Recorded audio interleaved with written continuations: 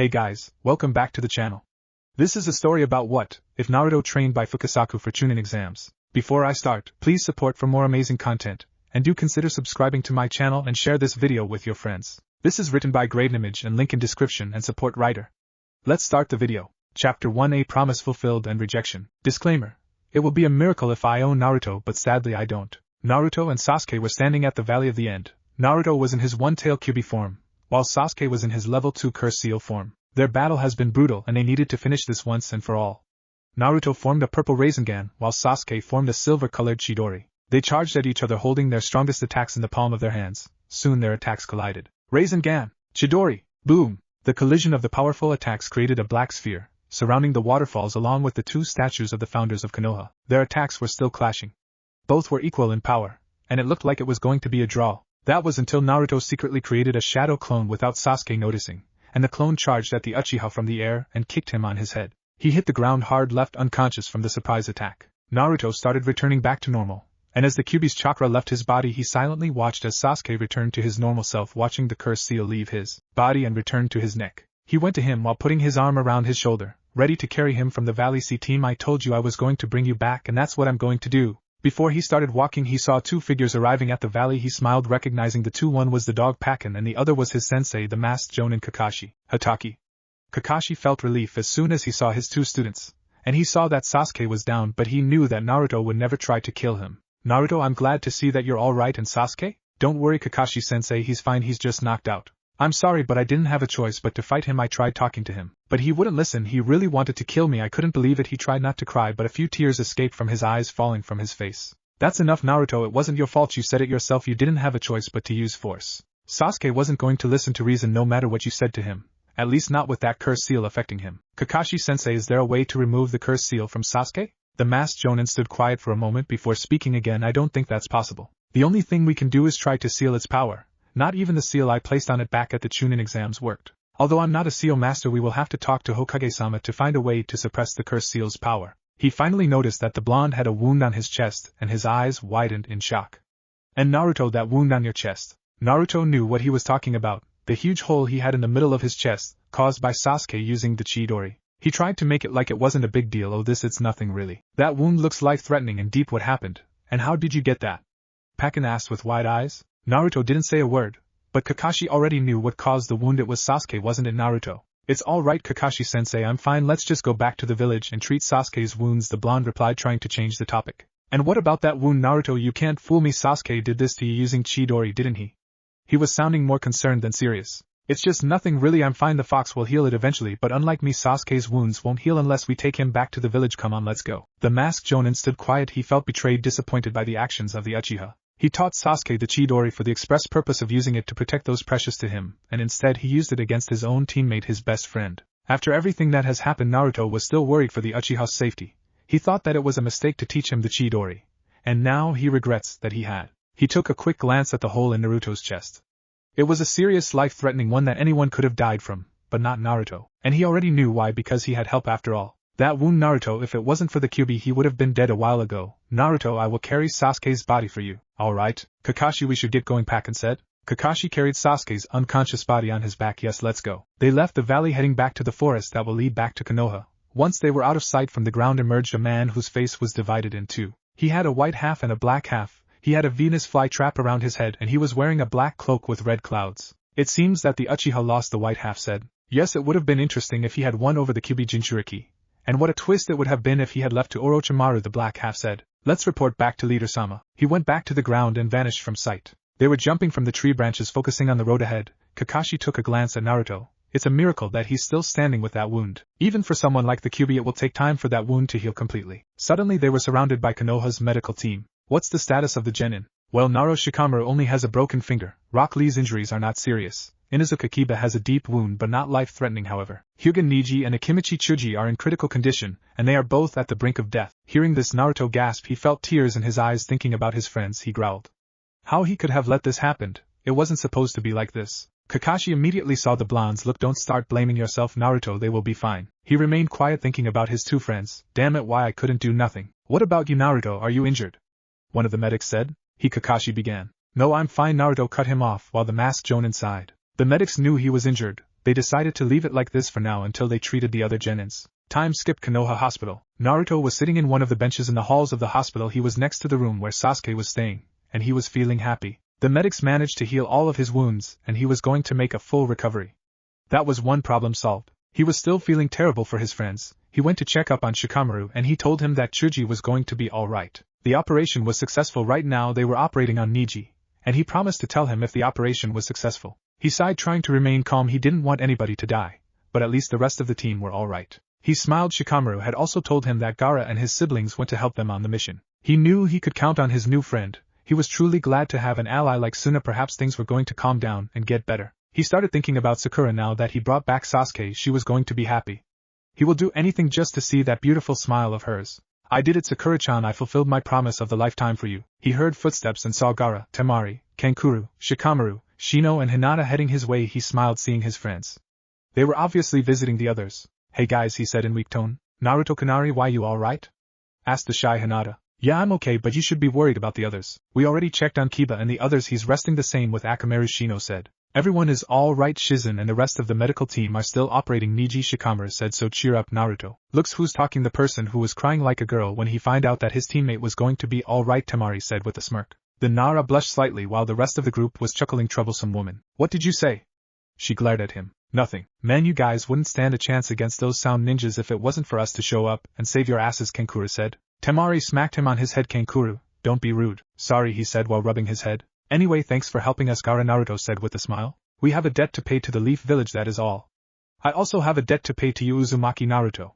You saved me from myself. I will forever be thankful to you, Gaara said. He gave his fox grin. Hey, that's what friends are for. I'm glad I was able to help you. They heard footsteps and they saw Ino and Sakura, who had a couple of flowers. They were obviously for Sasuke. Naruto's heart skipped a beat as soon as he saw his pink-haired crush. He smiled at her. He wanted to tell her that he fulfilled his promise to her, but he didn't have the chance. Sakura completely ignored him and went to the room where Sasuke was resting, and Ino followed her. Naruto felt his heart break slowly. Why was he so surprised? Now that her precious Sasuke-kun was back, she was once again ignoring him like he didn't exist after everything he did for her. He let it slide. Even if he will never have her, he will have her as his friend as long as she was happy. He was happy. Suddenly the door to the room opened and the two kunoichis came. Sakura went in front of him. She had a blank expression on her face, and Naruto decided to finally tell her to make her happy. See, Sakura-chan, I told you I will bring him back. I fulfill my PR. He never got to finish that sentence. Slap! The whole group gasped. While the sound of the slap was heard throughout the entire hospital, Naruto touched his face where he received the slap. His cheek red because of the attack. He gazed at Sakura in shock. He didn't know what to say. Sakura was glaring at him. Tears were finally falling from her eyes. However, Ino was also shocked at her best friend's sudden action. Sakura-chan, Iwi? He said, shocked. Maybe he was having a bad dream. She growled, why look what you did to Sasuke-kun. Did you saw those wounds he had? You did this to him. I told you to bring him back to me, not to bring him back beat up and almost at the brink of death. But Sakura-chan, I didn't have a choice. I slap. She slapped his other cheek. By now the group that was watching were upset, including Ino, except for Hinata, who was shocked. Shut up, I don't want to listen to you. I asked you to do one simply thing and you screwed it up. Can't you do anything right? You really are a dead last. No matter what you do, Sasuke-kun will always be better than you.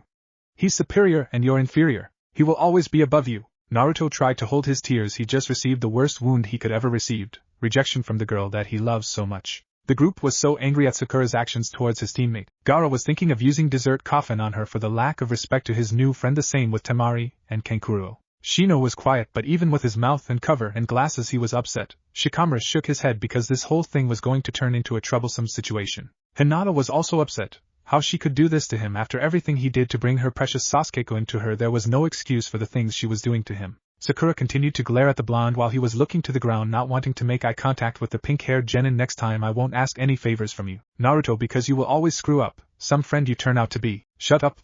The whole group was shocked at the sudden outburst that came from the one and only Naruto. He sounded very angry. It seemed he has finally snapped. His infinite patience had finally reached its limit. Sakura was also shocked. She realized that what she said was out of line, and she shouldn't have said such things to the person who gave his life to rescue her precious Sasuke-kun and bring him back to the village. She took a few steps towards feeling sorry for what she said. Naruto, so that's it, huh?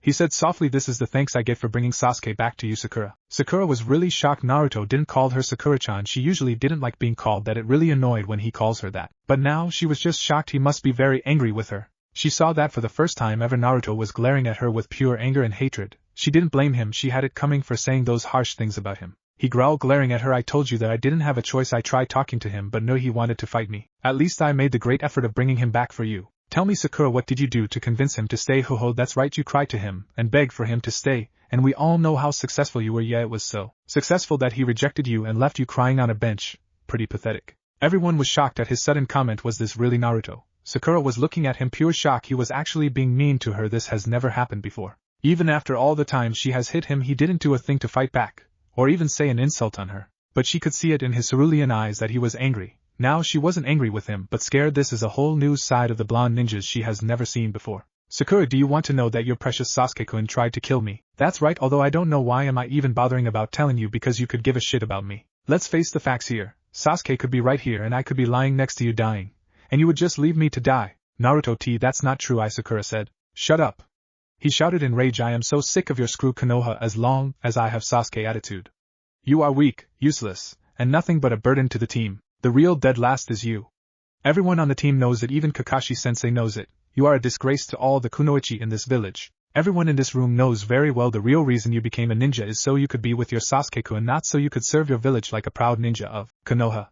This is the true Sakura. You are completely blind to everything that surrounds you. The only thing you see is Sasuke. If he jumps from a cliff, you would. If he kills you, kill too. Sakura was still shocked, but this time tears were forming at the corner of her eyes. While Naruto continued his verbal assault on her. Sakura, you will never become a strong ninja because the only thing you care about in this village is him. It's pretty clear when you see it. You are the most selfish person I have ever seen.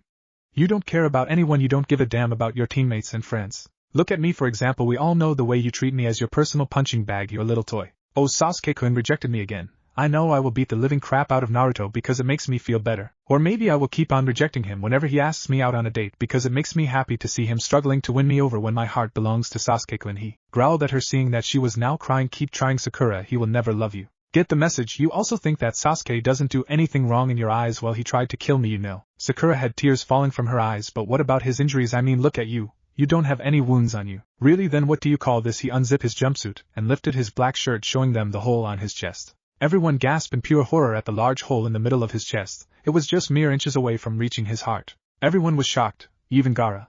There was so much blood, and Hinata fainted at the gruesome sight. The only thing they could ask themselves is how in the world was he still alive. Naruto made sure that Sakura saw his deep wound. She was staring at him in horror. You see this, Sakura? This is what your precious Sasuke-kun did to me. My so-called brother, best friend. Yeah, right. What a load of horse shit. Sasuke-kun would never do that, Naruto. It's the curse seal. It's making him do this. As usual, she was defending her precious Uchiha. Naruto snorted. You see, this is exactly what I'm talking about. You are so blinded by him that you don't know the wrong things he's doing. Maybe you're right. Maybe the curse seal is making him do evil things, but he chose to embrace its power instead of finding a way to get rid of it or suppress its power. Am I wrong, Sakura? The pink-haired genin didn't say a word, knowing that he was right, and he continued to unleash his frustration and anger on her face. The truth, Sakura, the only thing Sasuke cares about is power, so he can kill his brother, and that's why he chose to leave the village on his own free will. He stopped, seeing that she was sobbing, but he was too upset. He has finally had it with her insults and disrespect. I really liked you, Sakura. I would have done anything for you. I would have sold my soul just to see you smile. I didn't care if you never liked me back. The only thing that mattered to me more than my dream of becoming Hokage was your happiness. The only way you will be happy is with Sasuke. Fine, I understand that, but I can't do this anymore. I am sick of you. I finally realize that you're not worthy of my attention, Sakura. You pretend to be this kind, sweet girl when you're really very selfish and will do whatever it takes to make yourself happy, even beating your teammate and rejecting him over and over again. Well, I had about enough of this. No more. As of today, I will break my bonds with Team 7. Sakura finally got angry with her blonde teammate. I knew it. Naruto, you're just jealous of Sasuke-kun because I like him, and not you. The group was angry hearing the comment from the selfish kunoichi, while Naruto glared at her with a grin. No, Sakura, I'm not. It's the other way around. I'm glad that you don't like me because you are nothing to me. Actually, you and Sasuke make a cute couple. The power-hungry traitor who wants revenge and the selfish, ungrateful bitch. Yeah, you guys are perfect for each other. Sakura didn't say a word. Instead, she only sobbed at the cold, painful words that Naruto has told her. The blonde ninja walked past her, ready to leave. He was sick of being near her, and wanted to get away from this place, away from her. Harino, Sakura, I hate you. Silence fell on the room. No one said a word. They have just witnessed the impossible. Uzumaki Naruto, the ninja who had the biggest crush on Harino Sakura, had just rejected her badly.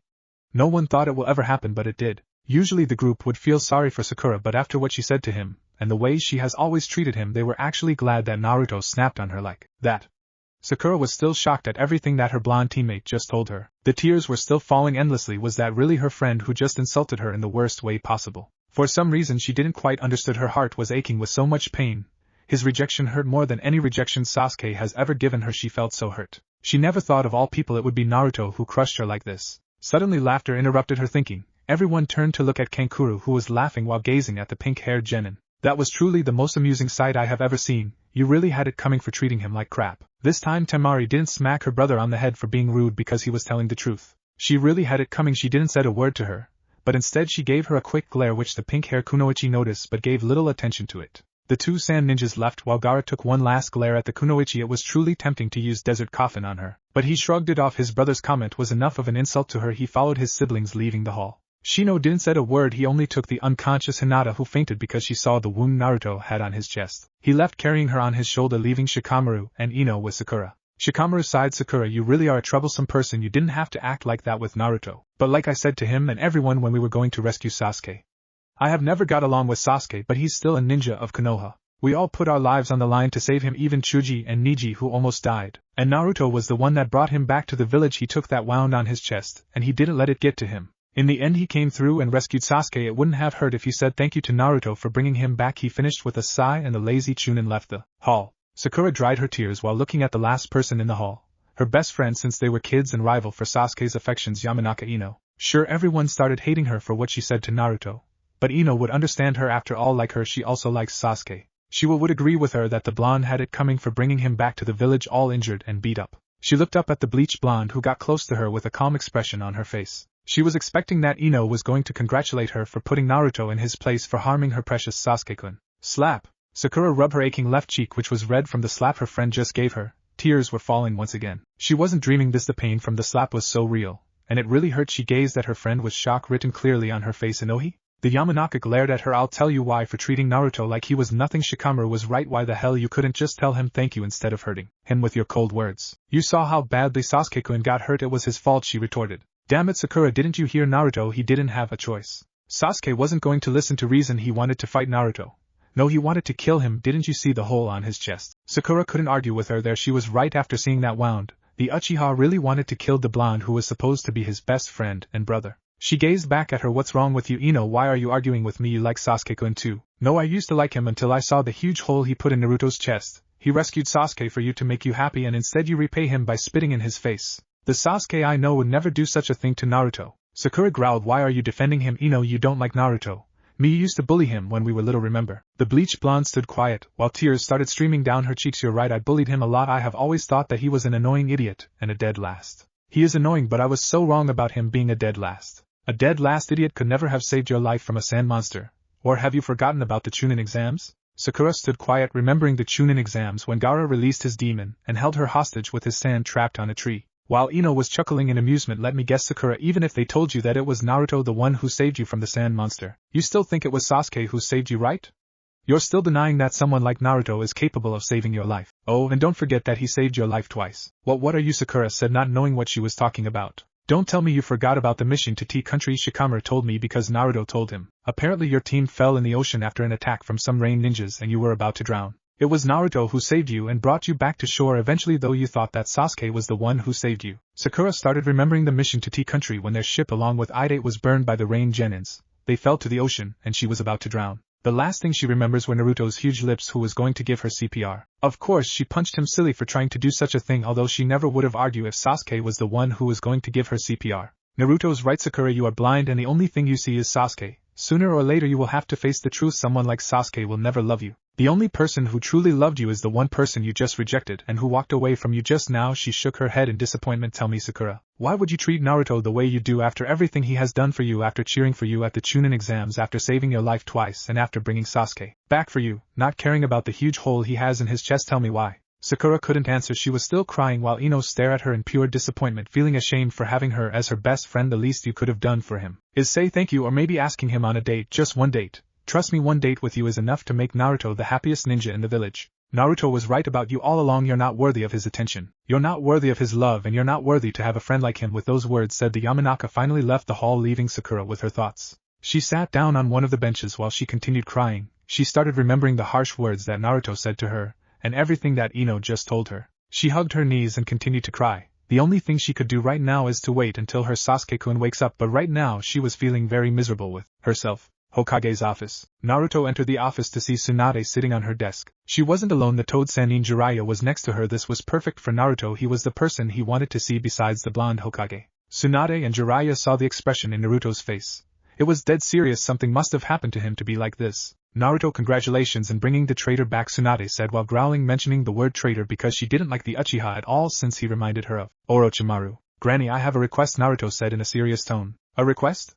She asked, curious while she looked at Jiraiya, who looked the same too. Yes, I want to grow stronger than I am now. Tsunade smiled while Jiraiya went to him. That's exactly why I came here for Naruto. I have decided to take you on a training trip. It's time that you become strong and prepare yourself against Akatsuki. Naruto smirked. So you were planning on taking me all along, pervy sage. Naruto, I really wish you would stop calling me that. Now go and pack your things for your trip. I need to stop by the hospital to figure out a way to seal the curse seal that Sasuke has.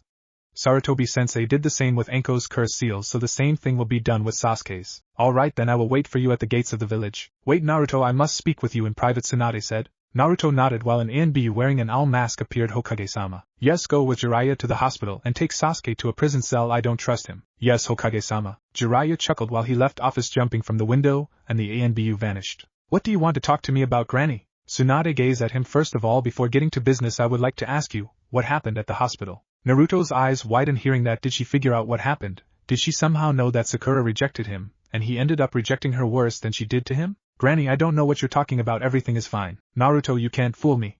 Something has you all worked up and you were at the hospital checking on the Genins. So what happened? Are you still blaming yourself for what happened to them? Naruto felt relief. That's what she thought. This is exactly what he needed, the perfect cover-up to cover the incident that happened between him and Sakura. He needed to be very convincing and pretend that he was being honest. It was time to test his skills in acting. Tsunade saw him tightening his fist. Looks like she hit the nail on the head. Is that it? He slowly nodded. Yeah, I feel like it was all my fault. There was nothing I could do to save them. That's why I want to become strong so I can help them. Well, it's not a complete lie, it's half true. Stop blaming yourself for something that is not your fault.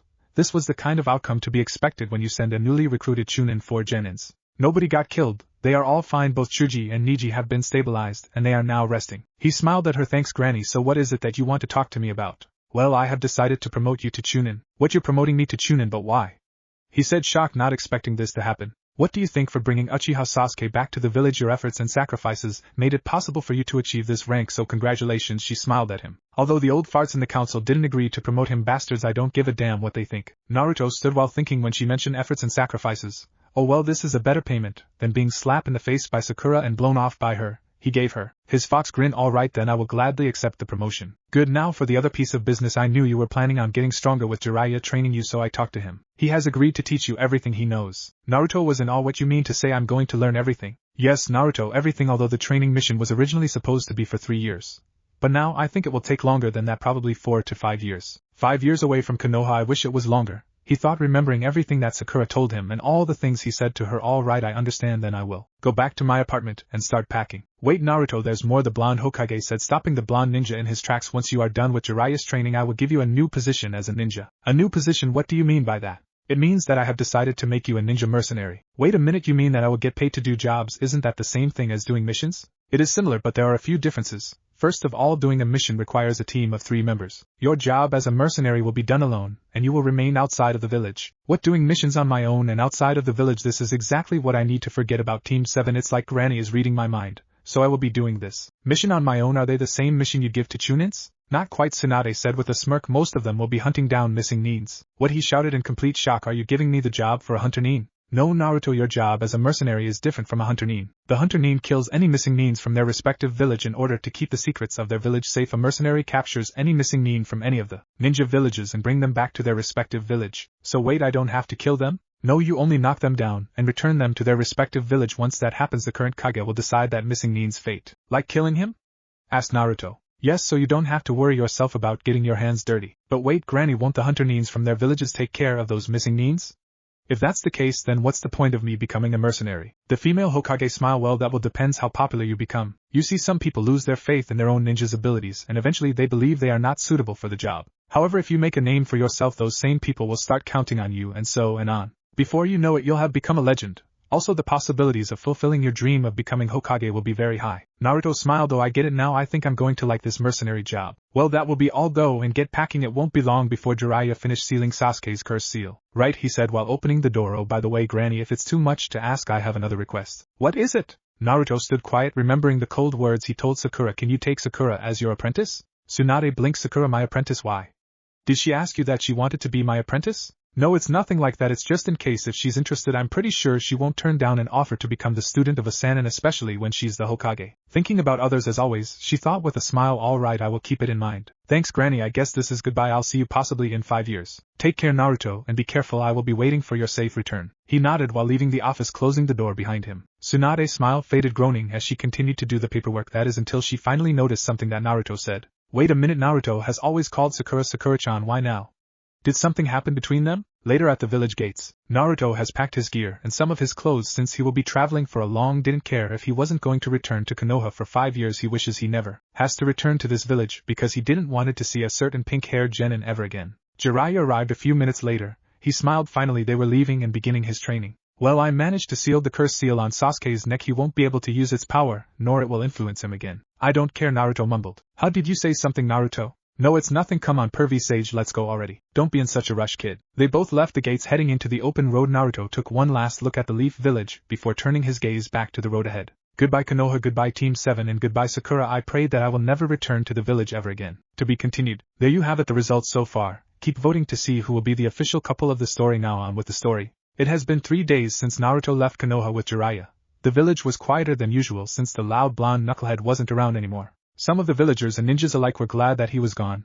They still hated him for being the container of the demon Fox QB. Others were down because of his departure, and they were going to miss him a lot, namely members of the Rookie 9. Uchiha Sasuke was moved to an ANBU prison cell by order of the Hokage, and the council was not pleased with this decision. They wanted for their precious Uchiha to receive a nice place to stay so he can recover his wounds from his fight with Naruto at the Valley of the End. Tsunade didn't care if they were against her decision. The Uchiha was a traitor, and he must be contained in a cell for his crime to leave the village so he can join up with an S-rank criminal like Orochimaru. Jiraiya managed to seal the power of the curse seal on his neck, but he was still unstable, and he could even try to leave the village again. For this purpose Tsunade has ordered to seal his chakra, completely preventing him from using his chakra performing jutsus, and that includes using the Sharingan. Tsunade and the council have come to a decision that the Uchiha will have a fair trial like any regular criminal. Of course she wasn't happy with the decision, knowing very well the outcome of the trial will be in favor of the Uchiha, since almost everyone in the council favor him, including the 3 elders Hamura, Danzu and Koharu. However, she was going to make sure that Sasuke gets the guilty sentence. Someone like him wasn't going to change, knowing that the only that matters to him is nothing but power,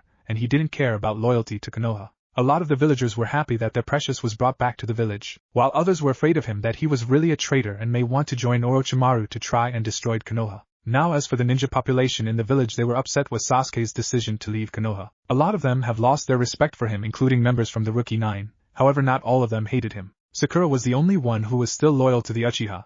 It didn't surprise the Rookie 9, she has always cared for him, traitor or not. But because of her loyalty to the Uchiha and for rejecting Naruto after he risked his life to bring him back to the village, the Rookie 9 started hating her for being so cold towards him. They were actually glad that Naruto rejected her worse than she did to him. They all knew that she didn't treated the blonde with much respect compared to how much she treats her Sasuke-kun. Ever since the academy she has always thought that he was annoying and a nuisance. But little by little the Rookie 9 realized that Naruto was not a dead last but a hard-working ninja trying to fulfill his dream of becoming Hokage. Sakura was now walking the streets of the village with a smile on her face. She just received news that Sasuke has finally woken, and she couldn't wait to see him. She was carrying a bowl of fried octopus that she made herself. She could see it now, the Uchiha tasting her food and thanking her for the great meal she made for him. She took a few glances of the villagers passing by. Some of them were smiling at her because they were glad for what she did to Naruto. The rumors have already spread across the village, while others were glaring at her. However, Sakura ignored the glances and focused on her task to visit the Uchiha. She has found out about Naruto's training mission with Jiraiya and she didn't care. She was still hurt and upset with him after all the horrible things he said to her back at the hospital. As far as she was concerned, she hopes that Naruto never returns to the village. Her life took a turn for the worst in the past 3 days ever since the incident at the hospital took place. Everyone from the Rookie 9 have been ignoring her and rejecting her. Shikamaru stopped talking to her, the same with Chuji. When he found out what Sakura told Naruto, he was upset for the way she acted towards the blonde. Ino has also stopped talking to her, and she was ashamed that she was her best friend. Her infatuation with Sasuke instantly vanished when she saw the wound Naruto had on his chest courtesy of the Uchiha traitor. The Yamanaka was not the only one who lost interest in Sasuke. Almost everyone in the so-called Sasuke fangirl club have changed their opinions about him. Some of them were angry at him, while others were just afraid of him. The truth is that they didn't care for him anymore. Kiba was furious with Sakura's outburst on Naruto. After Hyakkimaru and everyone else almost got killed trying to bring Sasuke back to the village. She rejects Naruto for hurting the Uchiha. He hated her so much that he was now calling her the cold-hearted bitch. Shino hasn't said a word to her, but he was rather disappointed with her for mistreating her teammates so badly. He was also disappointed in himself because he wasn't available when the mission to retrieve Sasuke took place because he was on a mission with his father. Rock Lee was deeply disappointed in Sakura's treatment towards his blonde friend. His crush for her vanished when he heard the things she said to him. It seems he was wrong about the pink-haired Kunoichi. He thought that she was nice and kind, but now he has changed his opinion about her, and he has decided to find another girl worthy of his youthful love. Tenten was also disappointed in her. She even told her that she gave Kunoichis everywhere a bad name. As for Niji, well, Sakura didn't want to meet him. When he found out what she said to Naruto, he was more upset than Kiba. They almost died trying to bring the traitor back, and she didn't care if they were hurt or almost dying. Looks like Naruto was right, she was selfish. The only thing she cares about is the Uchiha traitor. Hinata was the only one from the Rookie 9 that was still talking to her. Sakura was grateful to her, but the others were thinking that sometimes she was too kind for her own good. She finally stopped from her thinking and continued to walk to ANBU headquarters, expecting that Sasuke will welcome her with open arms and accept her meal. She was about to find out how wrong she was. ANBU headquarters, prison section. Sasuke was seated in a bed from his cell. He couldn't believe that he was back in Konoha. He was so upset he couldn't stop thinking about the fight against Naruto at the Valley of the End. How in the world could he lose to him? He's nothing but a loser, the dead last of the academy. How could he lose? He was an Uchiha, the last of one of Konoha's most powerful clans. He's supposed to be stronger than him, and instead he was the one stronger than him. He growled. He needed the power to become strong, and killed his brother so he can finally avenge his clan. He knew very well that staying in Konoha wasn't going to help him get strong. Friendship wasn't going to give him the power he needed, either does love. It will only make him weaker. He could clearly remember his brother's words on that day when he met him at an inn when he was after Naruto. You're weak because you lack hatred, you need more hatred. He tightened his fist in anger. Staying in this cell wasn't going to help him in the least. He hated to admit it, but he was helpless. He couldn't get out. The place was fully guarded by ANBU, and his chakra has been sealed. He can't use his Sharingan, and he can't perform any jutsus. He would have reached the Sound Village long ago if it wasn't for Naruto that stopped him from going. Now he was back and he will probably be executed from his act of treason. No, he couldn't die. They wouldn't kill him. Konoha needs the Sharingan. Hopefully they will give him a different sentence than execution, but he couldn't stay here. He needed to go to Orochimaru, the only person who will give him the power he desires. He growled again, hating his blonde teammate. Why the hell he had to get in the way of his revenge? This is his fight, not Naruto's. He's the avenger, the one who will Itachi and restore the Uchiha clan once again. Having bonds of friendship was never going to help him achieve his goal. Even when he was fighting the blonde, he didn't want it to kill him, only knock him out, giving him enough time to escape. But the thought was still tempting. It was necessary that he had to kill him in order to acquire the ultimate Sharingan, remembering Itachi's words on the night of the Uchiha clan massacre. You can also unlock Mijenki's Sharingan, but it requires one requirement: your closest friend. You must kill him. He growled. If it was to obtain the Mijenki Sharingan, he would have killed Naruto just to have its power. Suddenly he heard a door open. Someone was coming. Obviously one of the ANBU was coming to check on him. He took a glance at the incoming person when he saw an ANBU and his second teammate Sakura. He was annoyed. She was the last person he wanted to see in here. He was thankful to be in a prison cell so he didn't have to see her. He went back to his sitting position, completely avoiding the pink-haired genin. He knew that she eventually came to see him, saying how much she missed him. The thought annoys him till no end. Why couldn't she leave him alone? Maybe if he ignores her she will leave, but had a feeling that wasn't going to happen. Make it quick, he's not allowed to have any visitors, but I am following Hokage-sama's orders to let you see him, the ANBU said. She nodded, seeing that the ANBU left. She went back to see her precious Uchiha, who was still ignoring her. She smiled. Sasuke-kun, I'm glad to see that you're back. I really missed you. Boring. He thought, annoyed. He ignored her, but there's something he wants to know. Where's Naruto? Sakura's eyes hardened a little, which Sasuke noticed. She tried the best she could not to sound upset. He left the village with Jiraiya-sama. He's on a training mission. He won't return to the village in 5 years. Sasuke growled, hearing that. What, he already left to train? Even if he beat me, he still wants to get stronger. No, I can't let him get stronger than me. I can't. I need power. It's the only thing I need. I have to find a way to leave this place. Sakura tried to change the topic. She didn't want to know or hear anything about the blonde. Sasuke-kun, look, I made some food for you. It's fried octopus. I made it myself. I hope you like it. She blushed slightly. The Uchiha has been ignoring her since he found out about Naruto. He was thinking how to escape and go to Orochimaru. Sasuke-kun, didn't you hear me? I said I made food for you. I hope you're hungry. She smiled, while Sasuke was glaring at her. Why are you still here? I know what I wanted to hear. You can go now. But Sasuke-kun, I made some food for you and I thought we could talk. I heard you the first time. No, I'm not hungry now. Leave. Sakura, you're annoying me, he said in a growl. Sakura lowered her head, staring at the ground. Once again he has called her annoying. Why he had to be so mean to her? All she has ever wanted is to make him happy. Is that too much to ask for? She tried to be happy, keeping a smile on her face while Sasuke was still ignoring her, not even caring to make eye contact with her. Sasuke-kun, I was really worried about you. Can you at least give me a chance to make you happy? The Uchiha couldn't take it anymore. He needed to put her in her place for good. Listen to me, Sakura, good. You will never make me happy. The only thing in this world that would make me happy is killing Itachi and restoring the Uchiha clan. And even if I killed him, I would never choose someone like you to be the mother of my child. You are so annoying. I can't even stand you. Tears were falling from Sakura's jade eyes. She felt her heart breaking into a million pieces.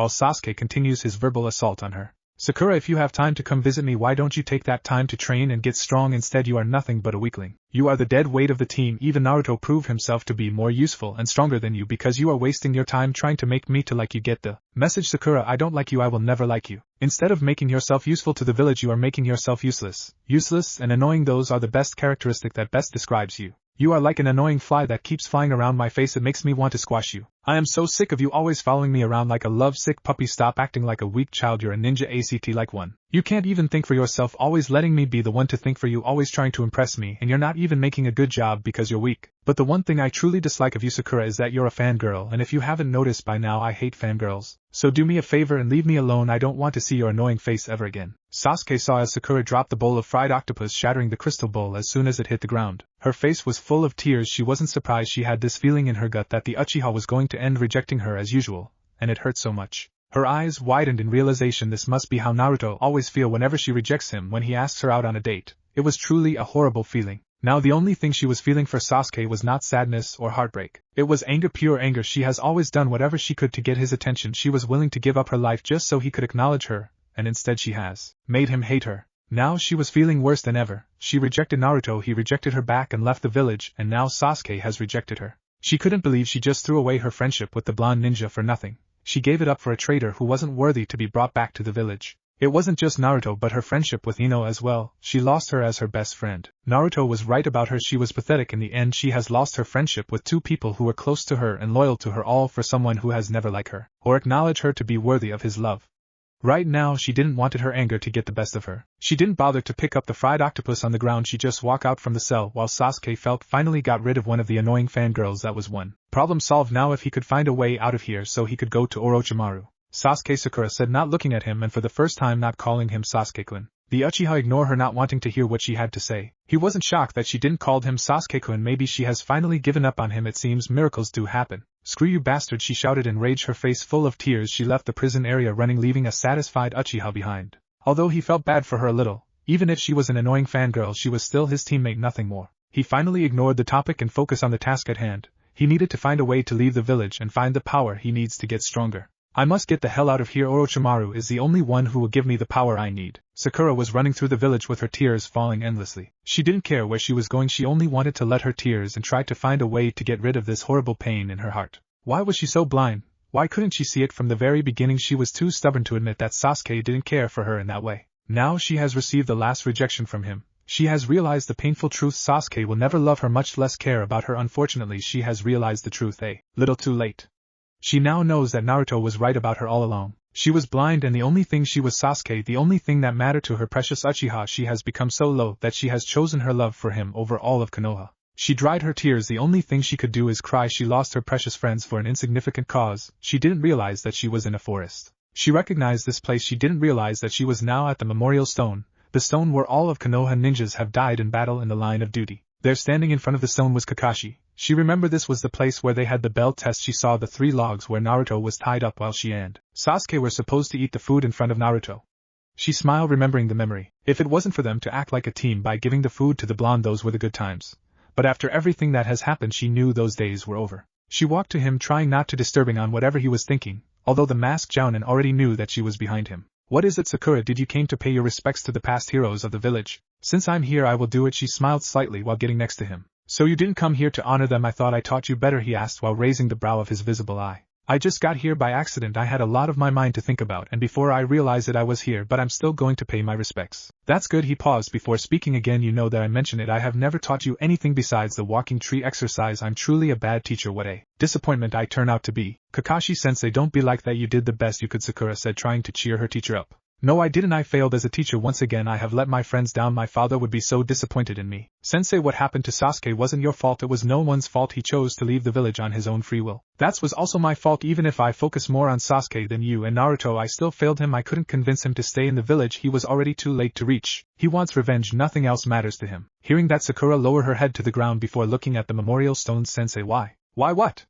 Asked the masked Jounin, keeping his eye on the memorial stone. I always knew that you secretly admire Sasuke a lot. You gave him more credit than me or Naruto. But I want to know why chose to train him over Naruto. I understand you didn't took me because I am useless, but why Sasuke and not Naruto? Didn't he prove to you that he was worthy to be a great student? Kakashi stood stunned at her comment. A sly smile was formed on his mask. It was kind of amusing to hear that Sakura, someone who has admired Sasuke a lot, was now defending her other teammate Naruto. It was very ironic indeed. Sakura, it's not that I admire Sasuke or anything. I didn't approve of his personality. He didn't like teamwork, nor did he approve it. He did started taking it seriously after. But you can't blame him after watching his whole family and clan murdered by his own brother. I took him under my wing just by the simple fact that he's an Uchiha. Sakura growls. So you look at him like he was all high and mighty because he's the last of the great Uchiha clan, one of Konoha's strongest clans, is that it? Kakashi shook his head. No, it wasn't because of that. A long time ago when I was on a genin team led by my teacher the fourth, I had a friend named Obito. He was an Uchiha, but still he wasn't so talented. I was better than him. I became a Jounin when I was 12, and he was still a genin.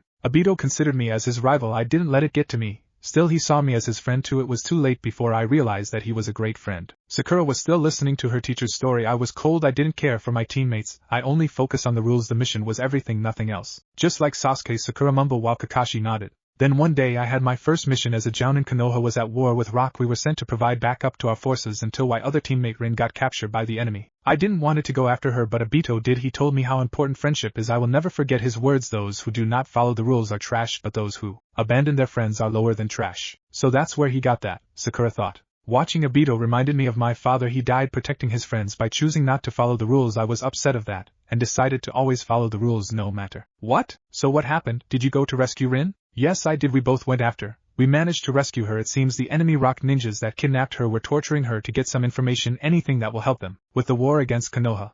When we rescued her, Obito unlocked his Sharingan, and we managed to beat them. But at a terrible price. Obito's face was crushed by a boulder trying to save me, and Rin, his injuries were too severe. He didn't have much time. Rin couldn't help him since she knew medical ninjutsu. He then sacrificed his bloodline along with his life by offering me his Sharingan. He told me that I will make good use of it. I accepted his kind offer, and Rin managed to perform the operation. I thought I wouldn't be able to control the Sharingan because I'm not an Uchiha, but that didn't prevent me from trying. In time I learned to control it, and every time I use the Sharingan in battle I feel like Obito is fighting with me. Sakura was shocked at the story. So that's why you have the Sharingan on one eye. What about Rin? What happened to her? Kakashi lowered his gaze from the memorial stone. She died when the Kyuubi attacked the village, just like Sensei when he gave his life to seal. His eye widened in pure shock. He almost told the truth to his student. What sealed? What you mean sealed, Kakashi-sensei? She asked, her curiosity getting the best of her. It's nothing, Sakura, he said quickly, trying to change the subject. So anyway, in the end I lost all of my precious friends, Obito, Rin-sensei, and now I have lost Sasuke to the darkness. I knew he wanted revenge. He was determined to become strong so he could kill Itachi.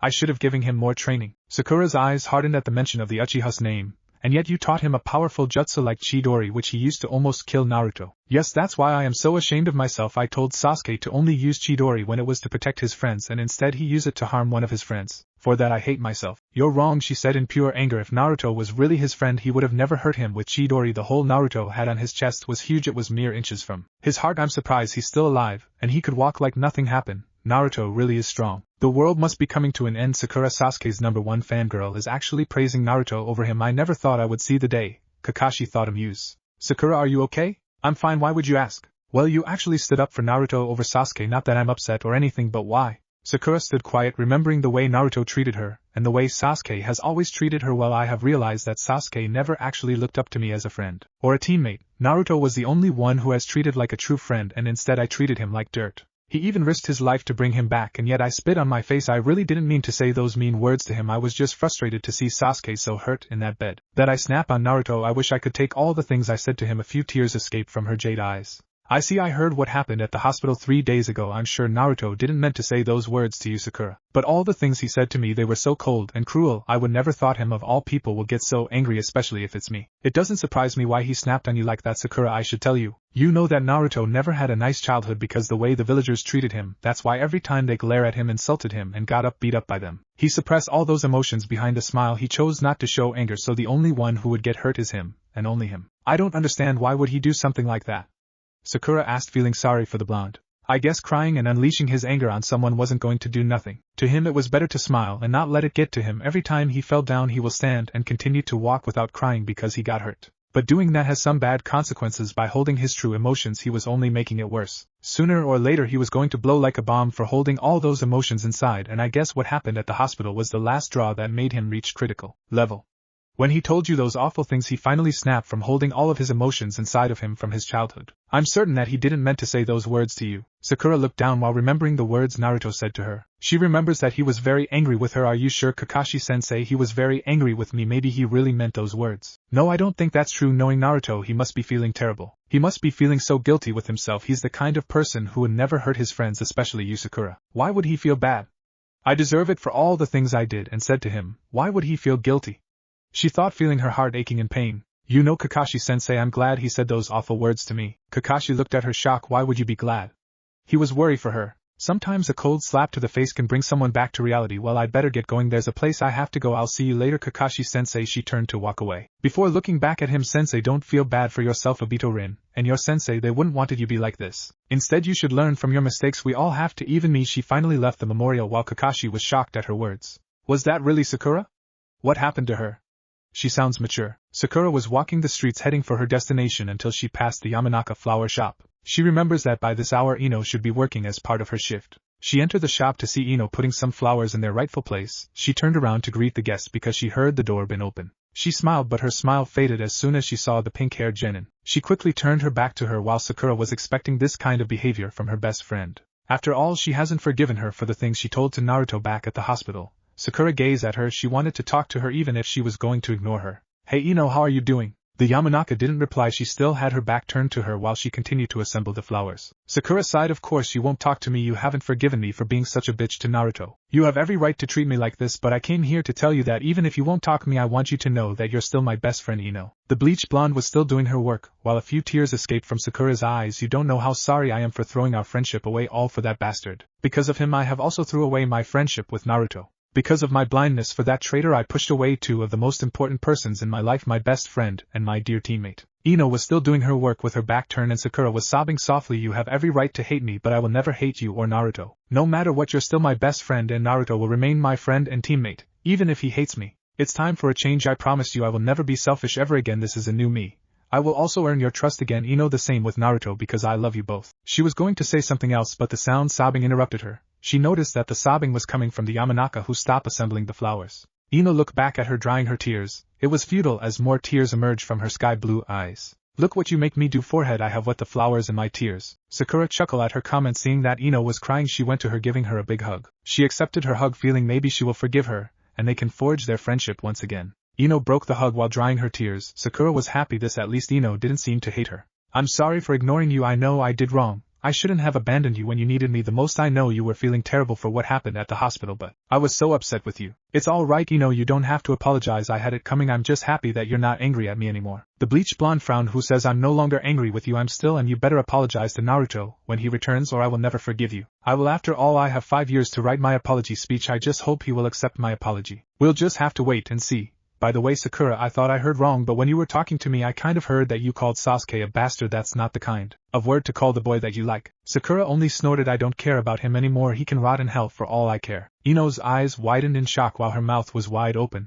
Did she heard right? Did her best friend, who had a big crush on the Uchiha, just said that she didn't care for him anymore and he can rot in hell? What was wrong with this picture? Okay, maybe she was dreaming. Perhaps she was working too much. Never ever she was going to hear Sakura saying that she didn't care about Sasuke. She quickly pinched herself, and she was still standing at the flower shop while Sakura was smirking at her. She looked at her in the eyes and out her hand on her forehead. Maybe she was having a fever, making her delusional. Sakura's sweat dropped seeing the Yamanaka's reaction. Ino, I know it sounds crazy, but it's the truth. I don't care about Sasuke anymore. Okay, who are you and what have you done with forehead? It's me. Okay, so cut it out, she said, highly annoyed. I finally realized he was not worth my time. I went to visit him earlier today, and what do you think he said to me? As usual, he rejected me again. I couldn't take it anymore. He hates me. Fine, I won't get in his way anymore. Let him do whatever he wants, but I'm done always trying to win him over when he will never be interested in love. The only thing he's interested is his revenge. Ino was still shocked. I can't believe you have gotten over Sasuke so fast, just like that. Well, Ino, after being rejected so many times by him, I finally got the message. Naruto was right all along. I will never care for someone like Sasuke. He has lost himself in his revenge,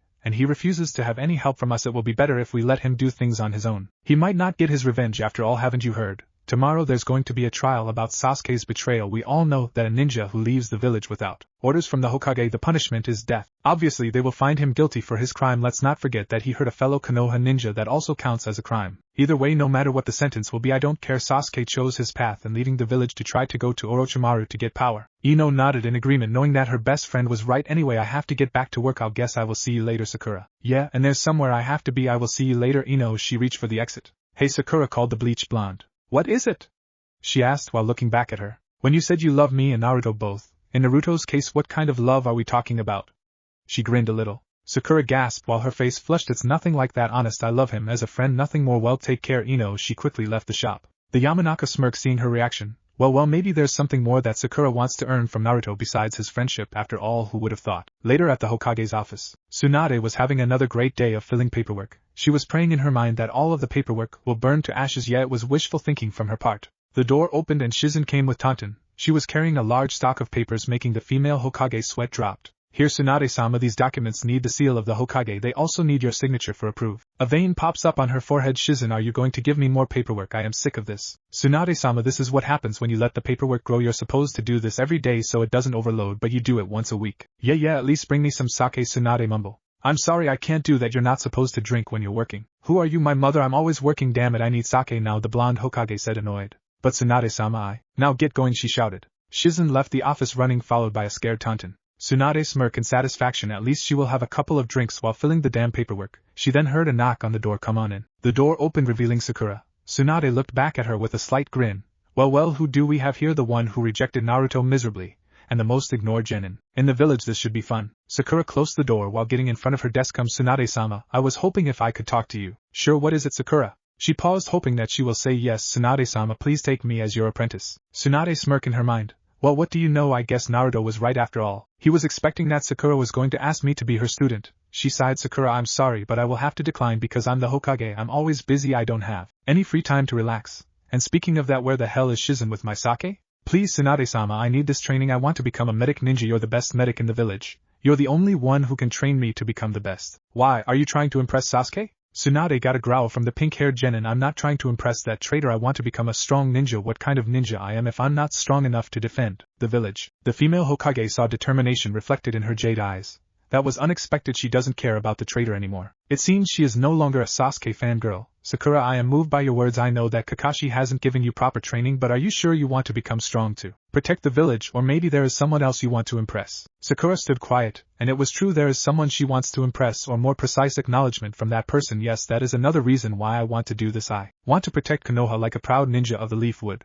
By becoming a medic ninja, I will save lots of lives, so please teach me. Based on the answer you gave me earlier, you don't want to impress Sasuke. That's good, but why? Why should I take you as my apprentice after what you did to Naruto? Her hazel eyes were glaring at her. Sakura gulped. She knew she was in trouble. After all, Tsunade was fond of the blonde ninja. Obviously, the rumor what happened at the hospital 3 days ago spread through the entire village. It was expected that she was going to find out eventually. She needed to be careful with her answer. She has learned at the academy about Tsunade, and her super strength, one punch from could destroy an entire mountain. Giving her the wrong answer might earn her a ticket to the hospital, or the graveyard. I know that what I did to Naruto at the hospital was unforgiving and I don't deserve any forgiveness, but I really want to become strong. Please, I don't want to be weak and useless anymore. Tsunade grunted in response. My answer remains the same. I'm sorry, but I won't take you as my apprentice. Now go, I have lots of work to do. Please, she shouted, shocking the Hokage. She didn't yell in anger but in anguish. Tears were falling from her eyes. I need this training because I want to protect Konoha and my ninja way. I want to gain Naruto's friendship and his trust. Want to forge our bonds once again. I know what I have done to him was wrong for everything I have done to him.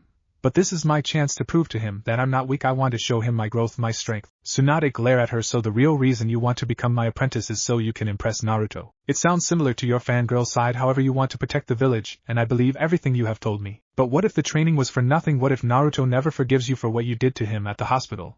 And not just that, but everything you have done to him in his entire life. Once again, Tsunade saw determination in Sakura's eyes. I don't care how long it will take me. I will earn his trust. One will prove to him that I am worthy to be his friend. No matter what, I will have Uzumaki Naruto as my dear friend once again. That is my promise of the lifetime. Tsunade chuckled in her mind. If she only knew that Naruto was the one that recommended me to take her as my apprentice in the first place, she will be surprised. Maybe I will tell her someday. You really are stubborn, Sakura. All right, I will take you as my apprentice. Sakura smiled while drying her tears. Thank you, Tsunade-sama. I promise I won't disappoint you. I will live up to your expectations. I hope so, because the training won't be a walk in the park. I won't go easy on you, Sakura.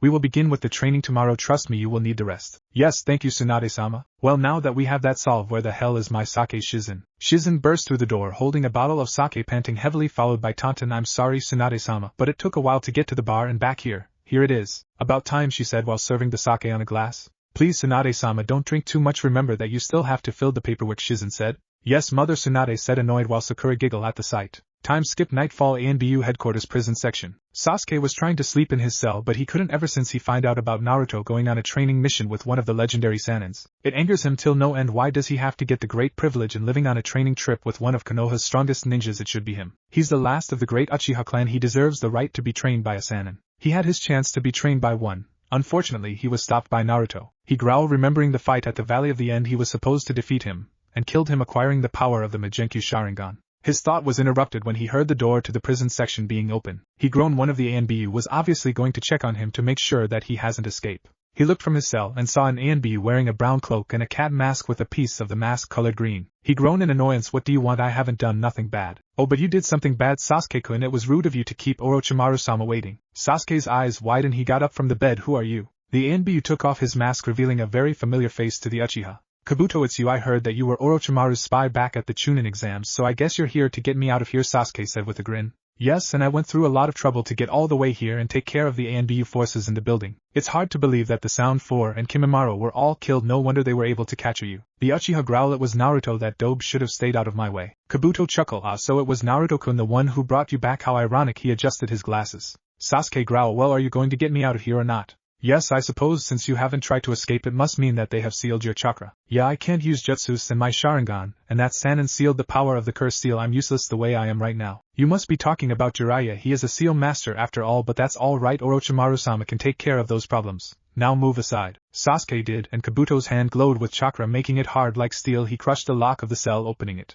Here, put this on, Kabuto said while giving him a gray cloak with a hood. He put his mask back on. We must hurry. The ANBU patrol should be here any minute now. Sasuke was now wearing the cloak. He nodded and they left the prison section. At Sakura's house. Sakura has changed into her pajamas. She was ready to go to bed. She knew that from this day on her life was going to become hard, knowing that she was going to start her training with Tsunade tomorrow. Before going to bed, she took a look at the picture of Team 7 resting in her nightstand. She took the picture from the frame and ripped the part where Sasuke was, leaving only her Naruto and Kakashi in the photo. She has finally had enough of the Uchiha Avenger. She couldn't stand him any longer ever since he said those things to her back at the prison section of the ANBU headquarters. She has finally opened her eyes to the truth, seeing the real Uchiha Sasuke as a power-hungry, selfish bastard who only cares about revenge. She placed the half-picture back into the frame and went to window. She was staring at the sky filled with stars. It was a very beautiful sight. That's when she saw a shooting star that crossed the sky. She decided to make a wish. I wish to become friends with Naruto once again. She finally went to her bed. Closing her eyes, she drifted to sleep. Naruto, wherever you are, I hope you're all right. In a forest somewhere in the Fire Country territory, Naruto was sleeping in his sleeping bag while Jiraiya was snoring in his sleeping bag. The blonde was twisting and turning, obviously annoyed because he couldn't get to sleep. He got up when he heard something. He looked left and right, and he gazed at the sky, seeing a shooting crossing the sky. I thought I heard Sakura's voice. Now must be my imagination. He went back to his sleep while battling with the Toad-san and snoring. Hokage Tower, Hokage's bedroom. Shizen burst through the door, seeing that Tsunade was still sleeping in her bed. Tsunade-sama, please wake up. The blonde Hokage started getting up, mumbling that someone was going to die for waking her. She glared, seeing the young woman. Shizen, this better be good. She gulped while nodding her head. Yes, Tsunade-sama, it's urgent. Uchiha Sasuke has escaped. What? Back at ANBU headquarters, there were ANBU member checking the cell where Sasuke was. Kakashi was there checking the destroyed lock of the cell along with the bodies of the ANBU guards. I've seen this before, Kakashi thought, remembering when the ANBU guards were taken out back at the hospital because they were guarding Sasuke back at the Chunin exams. No doubt about it, this has to be his work. What happened here? Kakashi turned to see Tsunade and Shizen heading his way. Hokage-sama, Sasuke has escaped. Yes, I know that already. What I want to know is how the hell did he get out?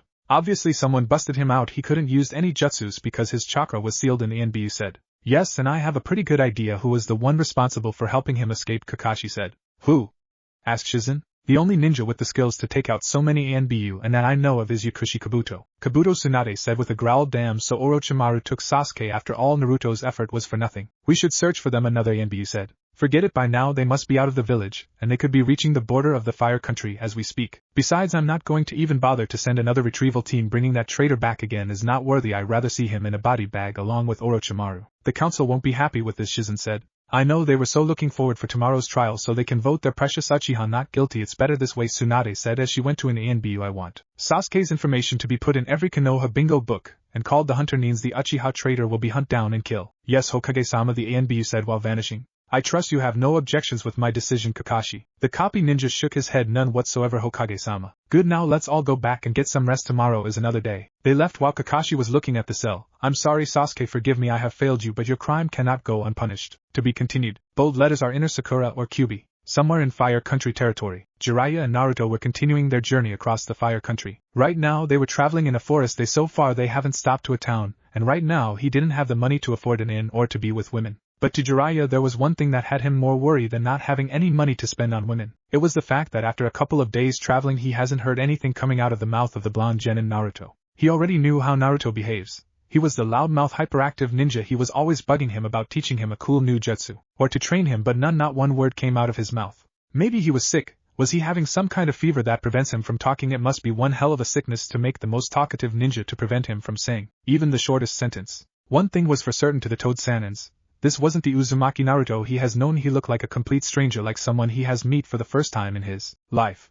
He gazed at the blonde who was still quiet, not a single smile on his face, saying that he was so looking forward to the big training schedule he has for him for the upcoming years, so he can start his new position as a Konoha mercenary. They continued walking while Jiraiya was finally reaching his limit. No doubt that something has happened to his student when he was back on Konoha. Why else would he be dead silent without looking all cheery and happy? What in the world is wrong with him?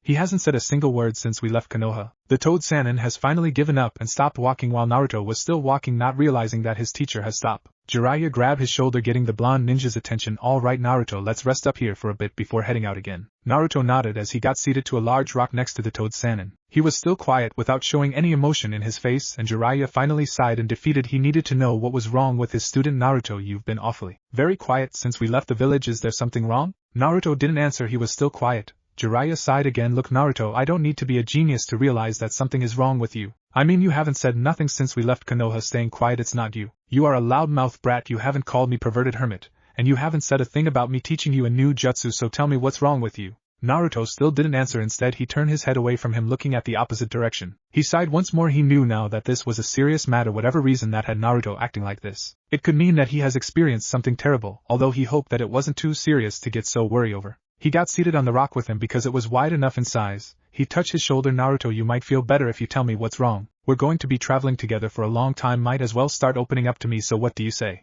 Are you going to tell me what has you so down and quiet? Naruto sighed in defeat. There was no way he was going to evade this. Jiraiya will eventually keep bugging him about it, so might as well tell him and finally get it over with. Something happened after we all made it back from the mission to retrieve Sasuke. He tried to erase that horrible memory, but it got back to haunt him. Oh yeah, everyone was safe, some of them were injured. However, thanks to Konoha's medical team, they are finally fine and feeling well. Don't tell me that's what has you all depressed. You're blaming yourself for what happened to your companions. He shook his head. No, that's not it. I know now that it wasn't my fault. We all fought hard to rescue Sasuke, and I am happy that I brought him back to the village. I fulfill my promise. He couldn't dare say her name. It reminded him of her hurtful words and his horrible outburst towards her. It happened at the hospital. We were waiting outside of Sasuke's room. Then she came with Ino. She? Asked the Toad Sannin with a raised eyebrow. Who are you talking about? I'm talking about my other teammate, he said softly, hating himself as the past events that occurred back at the hospital kept repeating in his head over and over again. Jiraiya smiled, knowing now who he was talking, although he find it strange that he didn't said her name. You mean the girl with the pink hair? What was her name again? Let's see. Oh, that's right, Sakura. Hearing the name of the pink-haired kunoichi, Naruto flinched like he was just stabbed by something very sharp. Jiraiya saw his reaction, and now he had an idea what was going on. Judging from his reaction from hearing her name, and not mentioning her name, Naruto, did something happen between you and Sakura? The blonde Jinchuriki slowly nodded, not looking at the Toad Sanins. He gazed at the blue sky. Before we left to go rescue Sasuke, I promised Sakura that I was going to bring him back. It was a promise of a lifetime. I did fulfill that promise. I was hoping that she was going to be so happy with me because I brought him back to her, but that's not what happened. Jiraiya watched as Naruto tightened his fist in anger, remembering that horrible day she turned me down. She rejected me because I brought him back injured. Even if he tried to kill me, she didn't care about that. She only cared that her Uchiha was hurt, and she yelled at me because of that. I understand that she was upset because she loves him very much, but she should have at least shown some concern for me. Even when I showed her the wound on my chest that I received by Sasuke, she didn't care at all. Ever since that day when we returned to Konoha with Granny and she healed Sasuke, when Sakura hugged him and cried on his shoulder, the wound I received on my heart was painful, but on that day I've made up my mind. From that day on I chose to dedicate myself to make her happy. The most important thing that will matter is to make her happy no matter what, and now I have failed her in that completely. Jiraiya still didn't know why he was so upset until he saw it something he thought he will never see in the blonde ninja. Tears were forming at the corner of his blue eyes. At the hospital I snapped at her. I yelled at her, I insulted her, I told her words that were so cruel and cold. It was the most horrible thing I have ever done in my entire life. I rejected her in the worst way that no person should reject another. I broke her, I crushed the one girl I promised myself to make her happy no matter how much it will hurt me. It didn't matter to me because my heart is already destroyed by her. Naruto looked back at him with tears falling from his eyes. You know the worst part of this? That the one girl I have truly loved in my entire life since I was a kid after what I did to her hates me with all her might, and I deserve it. She hates me now, she despises me so much. Why does this have to hurt so much? Why? Damn it, why? He couldn't hold it anymore and broke down crying hard. Jiraiya took the sobbing blonde into a conforming hug, feeling sorry for him. To think he has experienced a true heartbreaking moment, something so terrible that will destroy him emotionally. He was pretty amazed himself. After experiencing such breakdown, he managed to hold his emotions for days. Any other person would have broken down in the first day, but not Naruto. After a couple of minutes of crying, Naruto started calming down. Jiraiya broke the hug. Seeing that he was drying his tears, he gave him a friendly slap on his back. I'm sorry that you have to go through such a hard situation. I can't blame you for snapping at Sakura like that. You finally broke down, you couldn't hold it anymore. Naruto, it was going to happen sooner or later. I know she has always hated me, even if I tried to make her like me at least as a friend, but I couldn't even do that, and after what I did she hate me till death. No, that's not what I'm talking about, Naruto. I'm talking about that you're the kind of person that holds your personal emotions within you. You see, you don't show any anger towards the people of the village who used to hate you. Instead you will suppress it within you and didn't let it get to you. The same goes when you were feeling like crying, you would just hold the feeling, not paying attention to it. It wouldn't be long before all those emotions that you have bottled up within you would have overloaded your system, and eventually you will unleash your frustration and anger on someone in particular. So you're saying that I snapped at Sakura at a bad time, just when my emotions have finally gotten the better of me? I know I didn't meant to say all those horrible things to her, but I felt so angry, like I couldn't hold my anger anymore. Exactly, so you finally realized the truth. Naruto, you have always been the kind of person that will help others no matter what, especially if those people have become precious to you. However, you have never tried to help yourself. You always focus on others because you're reliable, but you have never focused on yourself, or your own problems. You're always helping other people, but you have never thought of how to help yourself to become a more emotional Naruto. He smiled at his student. What do you mean by that? He asked, not having a clue what he's talking about. Jiraiya sighed. I'm talking about if you feel like crying, then cry. If you feel like laughing, then laugh. If you feel angry, then be angry, but don't try to hold your emotions like you usually do, because if you do keep it up, then another incident like the one at the hospital with Sakura might happen again. As my student, I hope you take my advice to heart. Naruto was in deep thought after hearing the Toad Sannin's words. He has never been selfish in his entire life, always caring for his friends, not thinking about himself, not even once. He thought about all the times Sakura had rejected him from going on a date with him, and the punches she has given him. It didn't matter to him at first, but on the inside he was really upset, always hiding his true emotions over a fake smile. His teacher was telling the truth. He has been hiding his emotions all along, without realizing that he has learned to suppress all of his emotions into a powerful barrier, ignoring what he truly feels and continue to live his life to the fullest. Naruto gazed into the distance, not looking at any place in particular. I guess you're right, perverted hermit. I didn't realize myself that I was holding my emotions so well. I mean, every time Sakura rejected me and hit me, I felt so angry with her, but I pretended to be happy like nothing has happened. She didn't have to treat me like that. Instead of saying no, I just don't understand women at all. Jiraiya chuckled, giving him another friendly slap on his back. Yes, understanding women is one of this world's biggest mysteries. I, the Toad Hermit, have learned a lot about them over the years, so let me shine some knowledge about them to you. You see, Naruto girls at the age of Sakura don't know what they want in a boy, and they chose to follow the crowd. So she chose to like Sasuke because of what the people thought about him, since he was the last of the Uchiha clan, and they praise him as a hero. Eventually Sakura, along with other girls, like him because of his reputation and his mysterious attitude, but they didn't like him as a candidate to find true love. It's just a silly schoolgirl crush.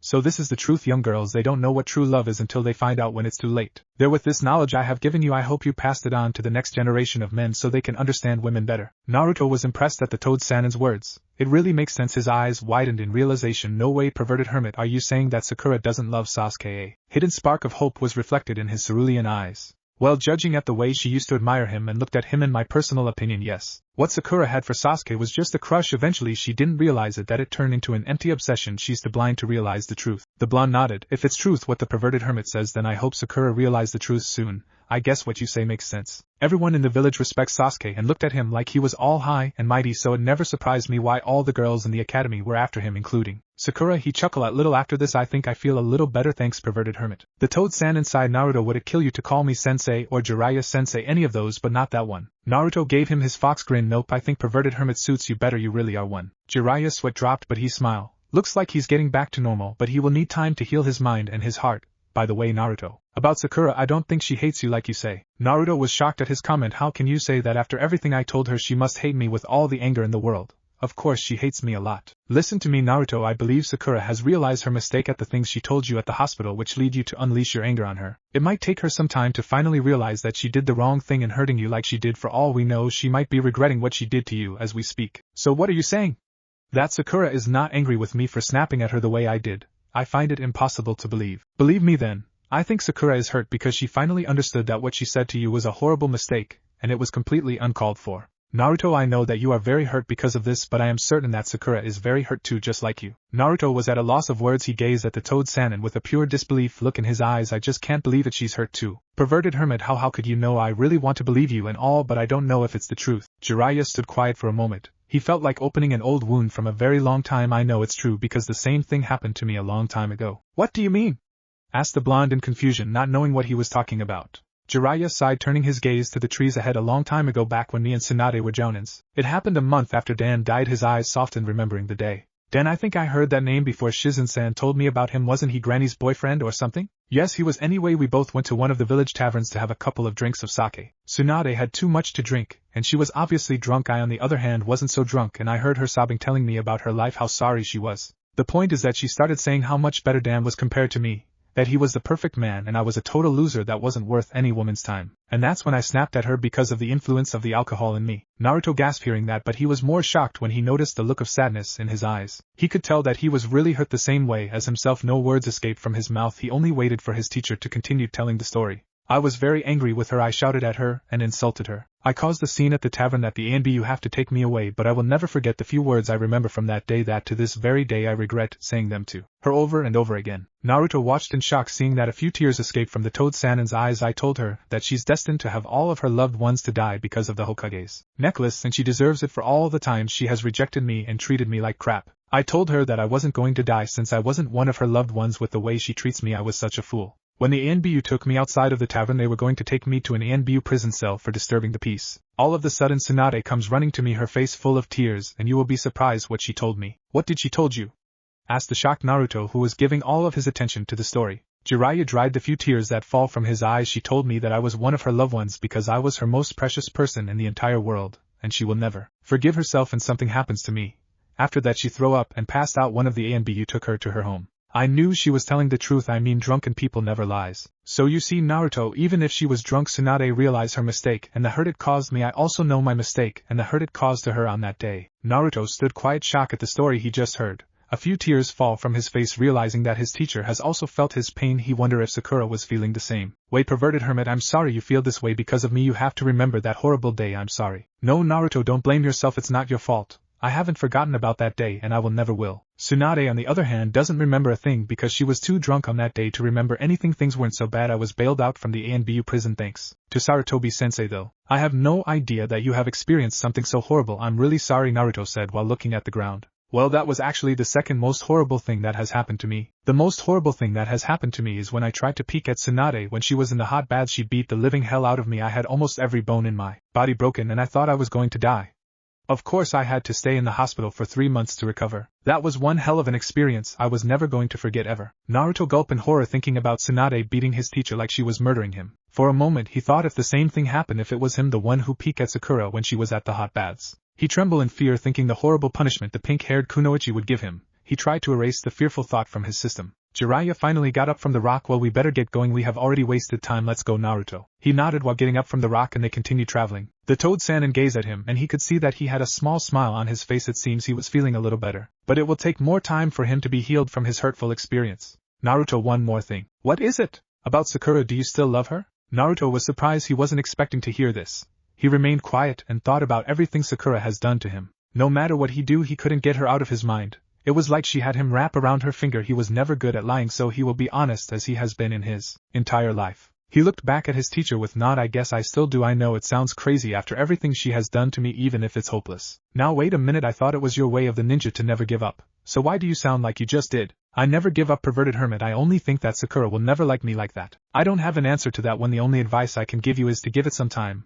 Who knows, after 5 years Sakura might be interested in you like that. The blonde ninja chuckled at his comment. Yeah, right, that will never happen. Sakura will never love me. That will be wishful thinking from my part. Like I said, give it some time because it's just like they say, only time will tell. That's nice, I guess I will give it a try, thanks, perverted hermit. It's sensei or Jiraiya sensei, the toad Sanin said with frown. Whatever you say, perverted hermit, Naruto said with his fox grin. Brat, he muttered. They continued traveling while Naruto was in deep thought. I wonder, will I be able to face Sakura ever again? Konoha training field. Tsunade and Sakura were walking, heading to one of the training fields. Shizen and Tantan was also with them. Today was Sakura's first day in training with the Hokage, and she was going to make sure she did her best to prove herself to the female Hokage to be a worthy candidate as her student. Tsunade gave a quick glance at the pink-haired genin and smirked. She could tell she has changed so much in the last couple of days. Her determination to become Naruto's friend once again has transformed her into a new and improved Sakura. She was really impressed when she told her that Sasuke has escaped from prison thanks to Kabuto. He was obviously with Orochimaru by now, expecting that Sakura will break down and cry her heart out, but that's not what happened. When Sakura found out about Sasuke, she stood calm and she snorted like she didn't care for the Uchiha anymore. At this, Tsunade was proud. It seems she has truly changed to a better person. They reached the middle of the training field while Shizen and the pet pig were in a safe distance, knowing this training was going to get ugly. Tsunade gazed at the pink-haired Kunoichi. The determination in her jade eyes was even stronger than the determination Naruto usually shows in his eyes. She couldn't help it, she was still upset with Sakura after what she did to the poor blonde back at the hospital. As much as she wanted to beat her to death, she couldn't. She did promise her to train her as her apprentice, but she's still going to enjoy the training a lot. She couldn't live with herself to kill her. Every time she looked at her, it reminded her so much of how she used to be when she was Sakura's age. How foolish she was and immature, and all the mistakes she made in her life. Shizen was nervous. She knew Tsunade better than anyone, and she could tell that she was still angry with Sakura. She was hoping she didn't kill her, knowing how dangerous her temper is. The last thing she wanted is for her teacher to become a murderer of a 12-year-old genin. She watched carefully along with Tantan, who was nervous like her. Tsunade-sama, please be careful, go easy on Sakura. Don't do anything you might regret. Tsunade focused the chakra in her hands so she can suppress all of the chakra in her body in order to cut her insane strength in half. This was training after all, and she didn't want it to go overboard with the genin, even if the thought of killing her was still in her mind. Are you ready, Sakura? She gave a playful smirk. She nodded nervously, trying to remain calm, but she couldn't. This training was going to be the hardest thing she has ever faced in her entire life as a ninja. She took a battle stance she couldn't lose. This training was very important to her in order to become strong and regain her friendship with Naruto. She wanted to prove to him that she can be a worthy ninja to protect the village like a true ninja of Konoha. Yet here she was about to go one-on-one with one of the legendary Sanins. Either she was insane or she has a death wish. The only thing she did is to take a kunai from her hostler, ready to face the female Hokage. I am so screw, Inner Sakura said while trembling. Here I go, Sakura, Tsunade said, charging at her with great speed. Sakura froze to dodge the attack because of the speed, but she took a blocking position with her kunai. Tsunade punched the ground, destroying it, sending Sakura flying to the ground. Sakura got up only to see above the ground, launching an attack with her leg. Sakura ran for her life as the blonde Hokage used her painful sky leg to create a crater. However, Sakura was caught by the force and sent her back to the ground. Sakura quickly threw her kunai. Tsunade dodged it, and she counter-throwing a Senbon needle, hitting her. Sakura gasped. As soon as she was hit by the needle, she felt her left arm numb, and she couldn't move it. What's going on? Tsunade-sama, why can't I move my arm? That Senbon needle I hit you with had a special poison that paralyzes the muscles. You won't be able to move your left arm for a while. She gasped, seeing the disadvantage she had against the slug Sanin. What, Tsunade-sama, you can't expect me to fight you like this. I don't stand a chance, even more like this. This is also part of the training. Sakura, endurance is one of the main elements to survive in a fight. She took more Senbon needles, ready to fire them. Sakura was quick as she took another kunai with her right arm since her left was numb thanks to the poison Tsunade used on her. She quickly blocked all of the needles with her kunai, but she didn't saw the blonde woman charging at her with a punch. Tsunade punched the ground, causing another crater. The force of the attack sent her crashing to the ground. She tried getting up, but it was useless. She was in too much pain. She has only been sparring with her for a couple of minutes, and she has already reached her limit. She was truly weak. She should at least last a little longer against her, but then again she was a Sanin, and she was only a genin. Sakura was hit by one of Tsunade's punches and she was sent flying, hitting the ground a few feet away. Shizen gasped along with Tantan. She was hoping that she didn't go overboard, but looks like she was wrong. Tsunade went to the injured Sakura, who could barely get up after receiving that punch. She was bleeding and she had a lot of bruises. She could clearly tell that she couldn't continue anymore. What's wrong, Sakura, are you done? She asked in concern, expecting that she would give up. To her surprise, the pink-haired genin was slowly feeling the pain of her injuries. She gazed at her new teacher with the same determination reflected in her jade eyes. No, I'm not done yet, Tsunade-sama, please let's continue. You're kidding. Sakura, look at you, you're a complete wreck. You can't fight anymore. Your injuries are too severed. This training session is over. Shizen, take her to the hospital. The raven-haired woman nodded as she went to the fallen genin's side. Come on, Sakura-san. No. Tsunade and Shizen looked at the pink-haired Kunoichi, who was now back at her feet. She tried to stand up so she can continue with the training. I can still fight. I won't give up. Sakura, I won't repeat myself again. You can't continue anymore. You're in too much pain and your injuries need medical attention. The training is over for today. Shizen, please get her out of here. Yes, you're right, Tsunade-sama, I am in pain, but this pain is nothing compared to the pain I inflicted on Naruto, all of the rejection I have given him, and the times I have hit him. I have broken his heart so many times. That pain is worse than this pain I'm feeling right now. I realize now the great pain I have given Naruto in his entire life, and I truly regret everything I have done to him. I deserve this pain and more, and right now I want to become strong so I can be worthy of the title of a Konoha ninja. I want to show Naruto that I can become a strong ninja. I want to redeem myself to him, and someday I wish to be his friend once again and his forgiveness. I had no right to hurt him so badly like the way I did. He was always being kind to me and he was only trying to be my friend. That's why I want to forge my bonds with him once again, so Tsunade-sama, I will never give up. I want to continue with the training. Shizen was shocked, but she felt happy at Sakura's words while Tsunade was smiling at her apprentice. So she has already realized the hurt she has put Naruto through because of her childish attitude. Maybe there is some hope for her after all. Sakura, that was a heartwarming speech, but there will be no point to the training if you end up dead in the process. We will continue with the training once you're all healed. Oh, she said, feeling relief. Then I guess I can take a little nap. She then fell unconscious on the ground. Both women went to her side. Let's get her to the hospital immediately, Tsunade said while Shizen nodded. They left the training field while Tsunade smiled at Sakura's determination.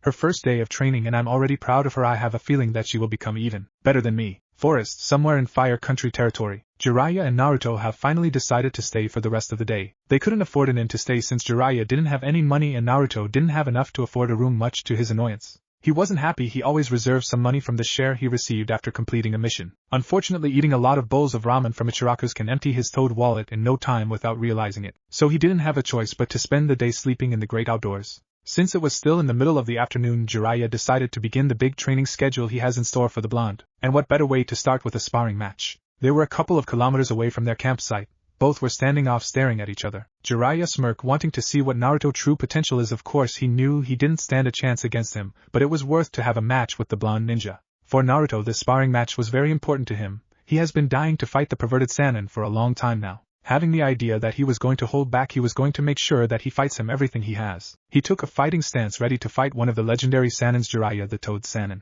Well, Naruto, I hope you're ready. I have to see what you're capable of. If I'm going to teach you everything I know, I have to be careful though. If he wastes all of his chakra, then he might use the Kyuubi's chakra. If that happens, things will get complicated. You bet I will show what I can do, perverted hermit, but you have to promise me that you will go all out. Jiraiya smirked at his comment. Fine, but don't whine if I beat you badly. You're on, perverted hermit. He made a cross-hand seal shadow clone jutsu. Jiraiya saw 10 Naruto clones appeared. He smirked. This is how he always fought. Using the shadow clones jutsu is not a bad move, kid. But if you use it too often, the enemy will find a way to find your weakness. The clone charged at him, throwing their kunai, but he blocked them all out, throwing shuriken. Naruto used shadow clone jutsu again, making another 10 clones. Jiraiya wasn't intimidated by the sheer numbers, until he saw that 10 clones have transformed into a giant shuriken. The other 10 clones took the shuriken, and they throw it at him. Jiraiya smirked at his tactic. Not bad, kid, but not good enough. He made hand seals earth-style earth wall jutsu. The ground lifted high, creating a tall wall. The shuriken hit the earth wall, however it wasn't going to stop Naruto. The real Naruto climbed the wall with his feet, using his chakra to climb the wall. He was thankful that Kakashi taught him the tree climbing exercise, even if that was the only thing the masked Jounin taught him. He was also thankful for the closet pervert Ebisu, who taught him the water walking exercise. He reached the top, shocking the Toad Sannin a lot, not expecting him to come here. He launched a punch, but Jiraiya dodged it, and with a grin he made hand seals. Ninja art needle jaizu. His long white hair turned into the skin of a porcupine. With Naruto's punch hit the sharp needles and he started screaming pain. He was wide open for an attack. Jiraiya punched him, sending him falling from the earth wall. Jiraiya dispelled the earth wall, seeing that the blonde was still in the ground with a goofy look on his face, seeing stars. However, Naruto snapped back and got up, facing the Toad Sannin. Not bad, Naruto, you're holding up against me well so far. You haven't seen nothing yet, perverted hermit. He made a cross-shaped seal. Not this time, kid. He quickly formed hand seals ninja art dark toad swamp. Suddenly the whole ground was destroyed, and it was replaced by a dark water lake. Naruto fell on the water, unable to make his shadow clone jutsu. He gasped, seeing that he was sinking into the water. Hey, what's going on? I'm using my chakra on my feet to stand on the water and instead I'm sinking. Why? Jiraiya smirked. Sorry, kid, but this isn't ordinary water. This is the dark toad swamp. The substance is very sticky, completely different from water. No matter how much chakra you focus on your feet, you won't be able to stand. You see, Naruto, standing on the dark toad swamp is a lot complicated than standing on water. I have no problem standing because I have mastered the exercise. You are in a big disadvantage here. You can't move properly, making you a big target for any incoming attack. Damn it, Naruto growled. He's right, no matter the amount of chakra I focus on my feet, I'm still sinking. Damn, I can't lose. He was snapped from his thinking as he was hit by a couple of shuriken thanks to Jiraiya. He vanished, replaced by a wooden long. A substitution jutsu? He was able to perform one with the dark toad swamp. Not bad. So where is he? He finally spotted him a few feet away, trying to stand on the dark swamp. He grinned. It's hopeless if he can't move freely, he can't get close to me. Looks like this match is almost over. Damn it, I have to find a way to get close to him so I can finish this, but how? That's it. He made a cross-hand seal shadow clone jutsu. This time he made 2 clones and they were also sinking into the dark swamp. What is he doing? The shadow clones can't stand on the swamp either, he's only wasting chakra. Naruto, just give up. You can't get close to me without sinking into the swamp, this match is over. The blonde ninja gave him his fox grin. I thought you knew me better than that, perverted hermit. I never give up, I will beat you. Jiraiya smirk. Same as always, I have a second Minato. Fine brat, but it's not my fault if you get injured. Suddenly one of the clones started forming a Rasengan on the real Naruto's right hand. Looks like he was planning to win the match with the A-rank jutsu the Toad Sannin taught him. Rasengan, fine by me. Jiraiya grinned as he formed a Rasengan on his left hand. That's great, Naruto, that you formed a Rasengan, but how are you going to get close to? He trailed off as his eyes widened at the sight. The second clone that Naruto created grabbed his free hand and threw him right at him. The Toad Sannin was shocked. He used one clone to create a Rasengan and the other to push him forward. That's how he figured out how to get close to me. He didn't waste the time seeing that Naruto was heading straight at him with Rasengan in hand. It seems the match was going to end with a collision of 2 powerful jutsus. Rasengan, Rasengan, boom. An explosion occurred at the collision of the 2 powerful jutsus. Naruto was sent flying far away from the toad swamp, hitting the ground. Jiraiya sighed as he dispelled the toad swamp and went after his student. He was smiling at the performance of the blonde. He was able to hold on against me for a while. He's strong, but he can get even stronger. This sure brings back memories. He's just like Minato. As he reached the fallen body of Naruto, he smiled again, feeling very proud of him. Before he went to pick him up, he vanished in a cloud of smoke, shocking him a lot. What impossible, that was a shadow clone. But I beat the real one. Then he must have switched places with a clone before landing on the ground. Then where could he be? No, behind me. When Jiraiya turned around, he saw Naruto forming a hand seal eye when transformed. Naruto has transformed into his sexy older naked female version. Jiraiya's obvious reaction was falling on his ass with a nosebleed that looked like a fountain. Naruto changed back, giving the victory sing. Ha, I did it, I won, I beat the perverted hermit. I knew I was going to beat you with my sexy jutsu, it was my trump card from the very beginning. Jiraiya was still recuperating from watching the arousing sight of the naked girl Naruto. He was feeling so embarrassed. Who would have thought that Jiraiya, the Toad Sannin, and one of the legendary Sannins, would be defeated from watching a naked woman? Of all the possibilities, this wasn't the defeat he was expecting to happen. Then again, Naruto is the most unpredictable ninja in Konoha. Damn brat, how could I lose like this? I will get even with him for this. At least I know one thing for sure, Minato would have never used the sexy jutsu to beat me. I know it very well. What would he think of me if he was alive? I know that he will be laughing his ass off. Konoha Hospital. Sakura was in one of the rooms. After 4 hours of being unconscious, she finally woke up feeling very hungry, but unfortunately the food of the hospital was horrible, and she didn't like it one bit. She was thankful that Ino and Hinata came to visit her, since the rest of the rookie were still ignoring her and didn't care if she was injured. She asked them to bring her some food, and here she was waiting for them to arrive. She felt terrible that no one else came to visit her. There was nothing she could do. She deserved it for treating Naruto badly, not to mention slapping him twice, followed by a rejection speech for hurting the Uchiha traitor, which he has escaped and left the village again. She wondered if she could gain their trust once again. She needed to redeem herself to Naruto and everyone else, and the only way to do that is to become a strong ninja. Then maybe someday she can be forgiven for her mistakes. The door to the room opened, revealing Ino a paper bag and Hinata with a flower. Sakura smiled at her friends but kept her eyes on the paper bag because that's where the delicious aroma of food was coming from. Ino's sweat dropped seeing her best friend drooling like a dog with huge hunger. Here, forehead, I brought you the food. Just don't complain. I didn't have enough money to buy you a fancy meal. Give me, Sakura said like an eager little kid in Christmas morning. Ino gave her the paper bag and Sakura ripped it open, revealing a big bowl of ramen from Ichiraku's. For a moment she stood still, staring at the bowl of pork ramen. Her eyes softened a little. Just staring at the ramen reminded her of Naruto. She remembers the night Sasuke was going to leave the village, she was at Ichiraku's with Naruto. She admitted that she had fun with him at the ramen stand. She has enjoyed it secretly, not wanting to admit that she had fun eating with the blonde. However, she was snapped from her thought from the sound of her stomach growling in hunger. Without thinking twice, she grabbed the chopsticks and started devouring the ramen, while Ino and Hinata sweat dropped at the scene. Hinata put the flower she brought her to the crystal vase next to her bed. Here, Sakura-san, I hope you like it. Ino shook her head, seeing the pink-haired genin eating the ramen like there's no tomorrow. Forget it, Hinata. I don't think Sakura can hear you. She's only focused on stuffing her face with ramen. Oh, thanks for the flower, Hinata. I really appreciate it that you're taking your time to come and visit me since everyone else don't care that I'm here, Sakura said with her mouth full of noodles. Both Kunoichi's sweat dropped. For crying out loud, Sakura, don't eat with your mouth full, Ino said. Oops, sorry, she said while some noodles fell from her mouth. Ino's sweat dropped. And she calls me pig. She's the pig. No, she's the forehead pig. Oh, that is hilarious. I have to write that one down. She was chuckling a little while Hinata looked at her confused, not having a clue what she was thinking about. Sakura finished the bowl in a matter of seconds. She felt so happy while she accidentally burped, causing the kunoichis to sweat dropped at her manners. Oh yeah, that hit the spot, baby. Damn, that ramen tasted so good. No wonder Naruto is so addicted to it. Want another bowl, forehead? Ino asked with a smirk. Oh no thanks, I'm full. Yeah, I really needed that. Anyway, thanks again for the flower, Hinata, at least someone actually cares for me. Don't worry, Sakura-san, Ino-san also cares for you, the Hyuga heiress said. What do you mean, Hinata? I'm still angry with forehead for what she did to Naruto. I'm just supporting her because she's my best friend, that's all. And I really appreciate it, Ino Pig.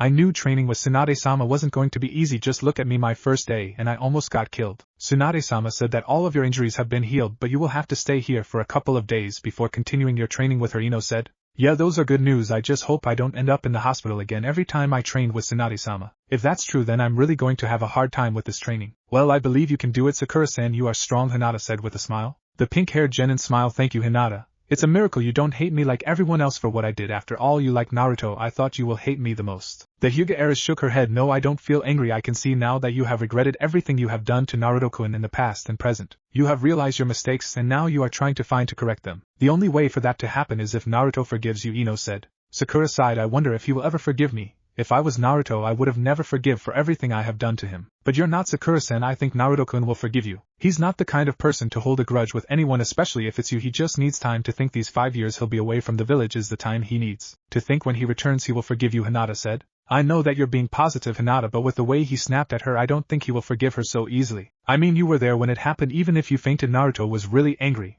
and I have never seen him so angry in my entire life, Ino interjected. Ino-san, aren't you supposed to be Sakura-san's best friend? You have to believe that Naruto-kun will forgive her, the Hyuga said in a scold. She's right, Ino Pig, you're supposed to be positive with me, Sakura said with a sweat dropped. Hey, didn't you hear me before? I'm still angry with you and I haven't forgiven you for rejecting Naruto. I understand, Ino, she said while sighing. She started staring at her empty bowl of ramen and smiled, thinking about the blonde ninja. I wonder. Naruto must be screwing up on his training as usual, but I know he always works hard. I believe he can do it. Hinata smiled at her comment while Ino was shocked. She was still not used to hear her best friend supporting Naruto instead of supporting a certain traitor. It was really hard to believe that she has changed already from a crazy Sasuke fangirl to a kunoichi who wants to regain the friendship of her blonde teammate whom she used to mistreat and reject.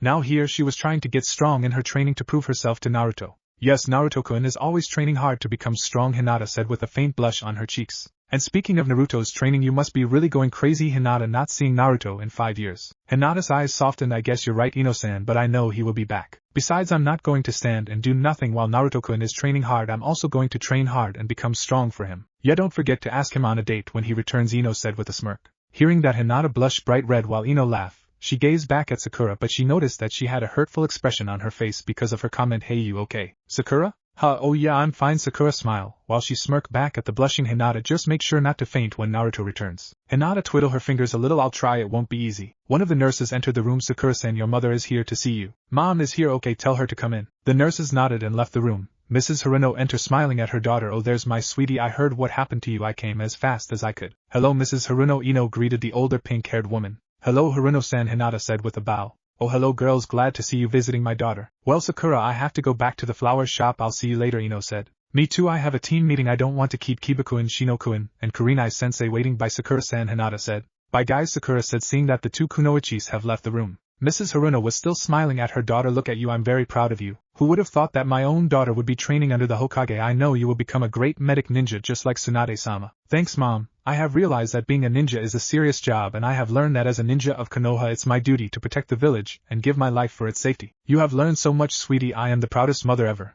First you finally reject the demon, and now you become Tsunade-sama's apprentice. Hearing the first part, Sakura's jade eyes hardened like stone. What are you talking about? You know, sweetie, everyone in the village knows it. I'm very proud that you put that demon in his place for hurting the last member of the great Uchiha clan. I can't believe the council won't take action and execute him. He is nothing but a threat to the village. He should be dead since he was born. Sakura has finally had it. She knew very well who her mother was talking about. Ever since she was little, her mother kept telling her to stay away from Naruto, that he was nothing but a demon and he was evil. Although she doesn't know why they called him demon. I wish that demon finally dies, Mrs. Haruno said proudly while her daughter was glaring at her with a pissed off look. Mother, shut up. Mrs. Haruno looked at her daughter, shocked at her sudden outburst. What's wrong, sweetie? Sakura glared at her mother. If you ever disrespect Naruto again in my presence, I will never forgive you. Do you hear me? Mrs. Haruno was upset. How can you defend that demon? He is not a demon. He has a name. It's Naruto. He is a ninja of Konoha and my teammate, and he has proven to be a worthy ninja of this village, so I suggest you show some respect for him. Never, she shouted, shocking the pink-haired genin. I will never respect him. I'd rather die. Sakura was still shocked. Why, mother?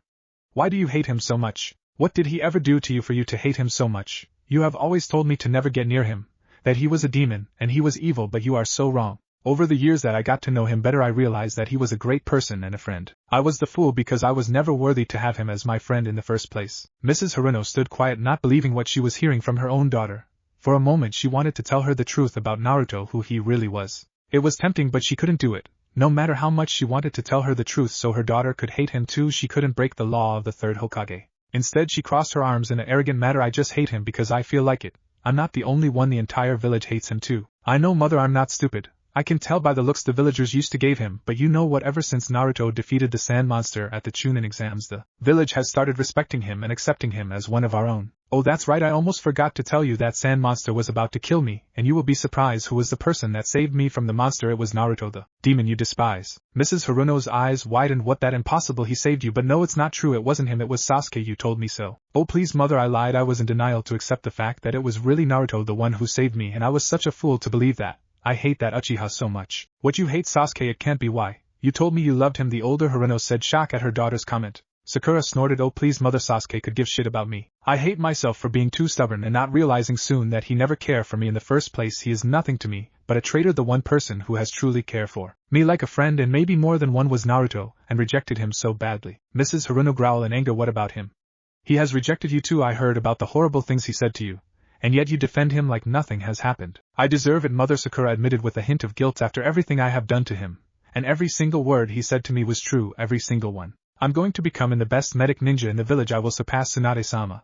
I will also gain Naruto's trust, and he will be my friend if it's the last thing I'll do." Mrs. Haruno was shocked. "So that's it. You're doing all of this because of him?" "Yes, mother, I am. I want his acknowledgement, to see me as a strong ninja, and his friendship, and maybe, just maybe," she whispered something but her mother couldn't hear it. "I can't believe you're doing this because of him. He is not worthy, Sakura." "He is worthy, mother, and much more. I have finally realized that a little too late, and now I'm paying the price with guilt and loneliness." A few tears escaped from her eyes. "Sakura, please mother, leave, I need rest." The older Haruno nodded and left the room. She was still upset. "Sakura, if you knew the truth, that demon is the reason why your father is dead." Sakura sighed as she lay on the hospital bed. She was feeling upset for her mother to feel so much hatred towards the blonde ninja along with the village. Now she has been wondering why the villagers hated Naruto so much. She was really happy that a lot of the villagers are starting to like him and respect him. But why did they hated him in the first place? She knew he used to be the village prankster, but his pranks weren't something that would make someone hate him to death. She calmed herself as she relaxed on the bed. Trying to think about it was really frustrating her. She pushed those thoughts aside and closed her eyes, trying to get some sleep. Naruto was in a dark room. Everywhere he looked there was nothing but darkness until he saw a familiar figure in the distance. His eyes widened seeing Sakura on her knees. He felt his heart shatter when he heard that she was sobbing loudly. He slowly walked towards her, feeling scared. Was she crying because he ended up injuring Sasuke to bring him back to the village? If that's the case, then he will have to keep his distance. Sakura may want to yell at him, and she will probably slap him again. "Naruto," Sakura said between sobs, why do you hate me? I thought you were my friend." She finally lifted her face to him, making the blonde gasp in shock. Sakura was crying tears of blood. "Why do you hate me, Naruto? I didn't mean to yell at you for hurting Sasuke, so please help me." Naruto stood still, too shocked to say a word. He was too shocked about her blood tears. It was impossible for a human to cry blood. "Sakura, I see you hate me. I can't blame you for hating me so much. I understand. Then I will disappear forever, Naruto." Naruto gasped, seeing that Sakura took a kunai, pointing it to the location of her heart. He felt his heart reaching his throat in pure fear. "Sakura, what are you going to do? Since you hate me, Naruto, I will make you happy by disappearing from your life forever. Goodbye, Naruto." She lifted the kunai, ready to pierce her heart. Naruto ran to her, scared for the well-being of the pink-haired genin. "No, Sakura, stop." But it was too late. Sakura stabbed her heart with the kunai, falling to the ground dead. "Sakura," shouted Naruto with tears falling from his eyes. He went to her body, seeing the pool of blood surrounding her body. He gently picked her body, crying before he finally broke down. Naruto woke up from with a startle, his heart beating rapidly along with his breathing. His face full of sweat. He finally realized that it was just a horrible nightmare. He was back at the campfire with Jiraiya snoring a few feet away from him. He sighed in relief. The nightmare felt so real and he didn't want it to come true. But what if it was a sign that this could really happen to Sakura, because he eventually thought that he hated her. After the things he said to her back at the hospital, anyone will believe that he hated the pink-haired genin. Silent tears fell from his eyes thinking about her. If she kills herself because she believes he hates her, and kill herself, he will never forgive himself. "I don't hate her, but Sakura believes I do. What am I going to do? I can't turn back time and change what happened at the hospital. Yet I can't face Sakura. I'm not ready to face her yet, and even if that's the case, I don't want her to try and end her life because she thinks I hate her. Damn it, why does this have to be so complicated?" Suddenly he heard an evil chuckle in his mind. He recognized that chuckle and voice very well. It was the demon sealed in him, the voice of the QB. "You truly are pathetic, kid. Go away, Fox. I don't want to listen to you. Why are you so depressed? Is it because of her? That pink hair bitch deserved it." "Shut up. I won't let you insult her in my presence." "It's the truth, kid. What you told her was the truth, everything you told her was true, and she deserves it for all the hell she has given you. She is not worthy. She is the most pathetic human I have ever met. Naruto growl, I'm warning you Fox, stop insulting Sakura. After everything she has done to you, yet you still defend her. You are pathetic just like her. Even for me, a demon knows that you have been too kind to a human like her who didn't deserve or was never worthy of your kindness. She hasn't even said thank you to you for saving her life from being killed by Shikaku's vessel, or when you saved her from drowning. Naruto stood quiet for a moment, knowing that the words of the fox demon were true. While the Kyuubi was very amused, he wanted to continue to push his buttons. What about when you brought her the Uchiha back to the village? Did she said thank you to you? And oh, she slapped you twice and called you a dead last and that you were inferior to the Uchiha. Just face it, kid, she hates you a lot. You could be the last man in the world and she will still hate you. Shut up now. I don't want to hear you anymore. I can help you. How about killing her? That will fix your problems. Leave me the hell alone. He finally broke the mind link with the demon fox. The last thing he heard was the Kyuubi's evil laughter. He got up from the campfire and walked out to get some fresh air. He reached a small clearing in a grassy field. He gazed at the night sky. It was filled with stars. Just looking at it reminded him when he used to look at them when he was in Konoha. He saw the full moon. It was big and beautiful. Looking at it made him felt relaxed. At least he felt more calm, curing his anger and frustration caused by the Kyuubi's cold words. He gazed at the pale moon. Only one person came to his mind just by looking at the moon. Sakura. Only thinking about the pink-haired kunoichi, he really missed her, even if he couldn't forget her harsh words from back at the hospital. I don't want to listen to you. I asked you to do one simple thing and you screwed it up. Can't you do anything right? You really are a dead last. No matter what you do, Sasuke-kun will always be better than you. He's superior, and you're inferior. He will always be above you. A couple of tears escaped from his eyes as he put his left hand where his heart is, feeling the painful blow of her words. Next time I won't ask for any favors from you, Naruto, because you will always screw up, some friend you turn out to be. He let his tears fall while gazing at the full moon, trying to ease his pain. Konoha Hospital. Sakura has woken with a startle while her whole face was full of tears. She couldn't sleep. She just had another dream about Naruto, and it was really horrible. She dreamed that he was on his knees crying in tears of blood, repeating that why she hated him over and over again. The mere sight broke her heart while feeling so much pain for the blonde. The nightmare became worse when Naruto picked a kunai and stabbed his heart. He told her that his life had no meaning if she wasn't his friend. There was no point in becoming Hokage if he didn't had her friendship. She ran to him quickly, but it was too late. He was dead, his body covered by a pool of his own blood. She dried her tears while gazing at the window, seeing the full moon shining bright.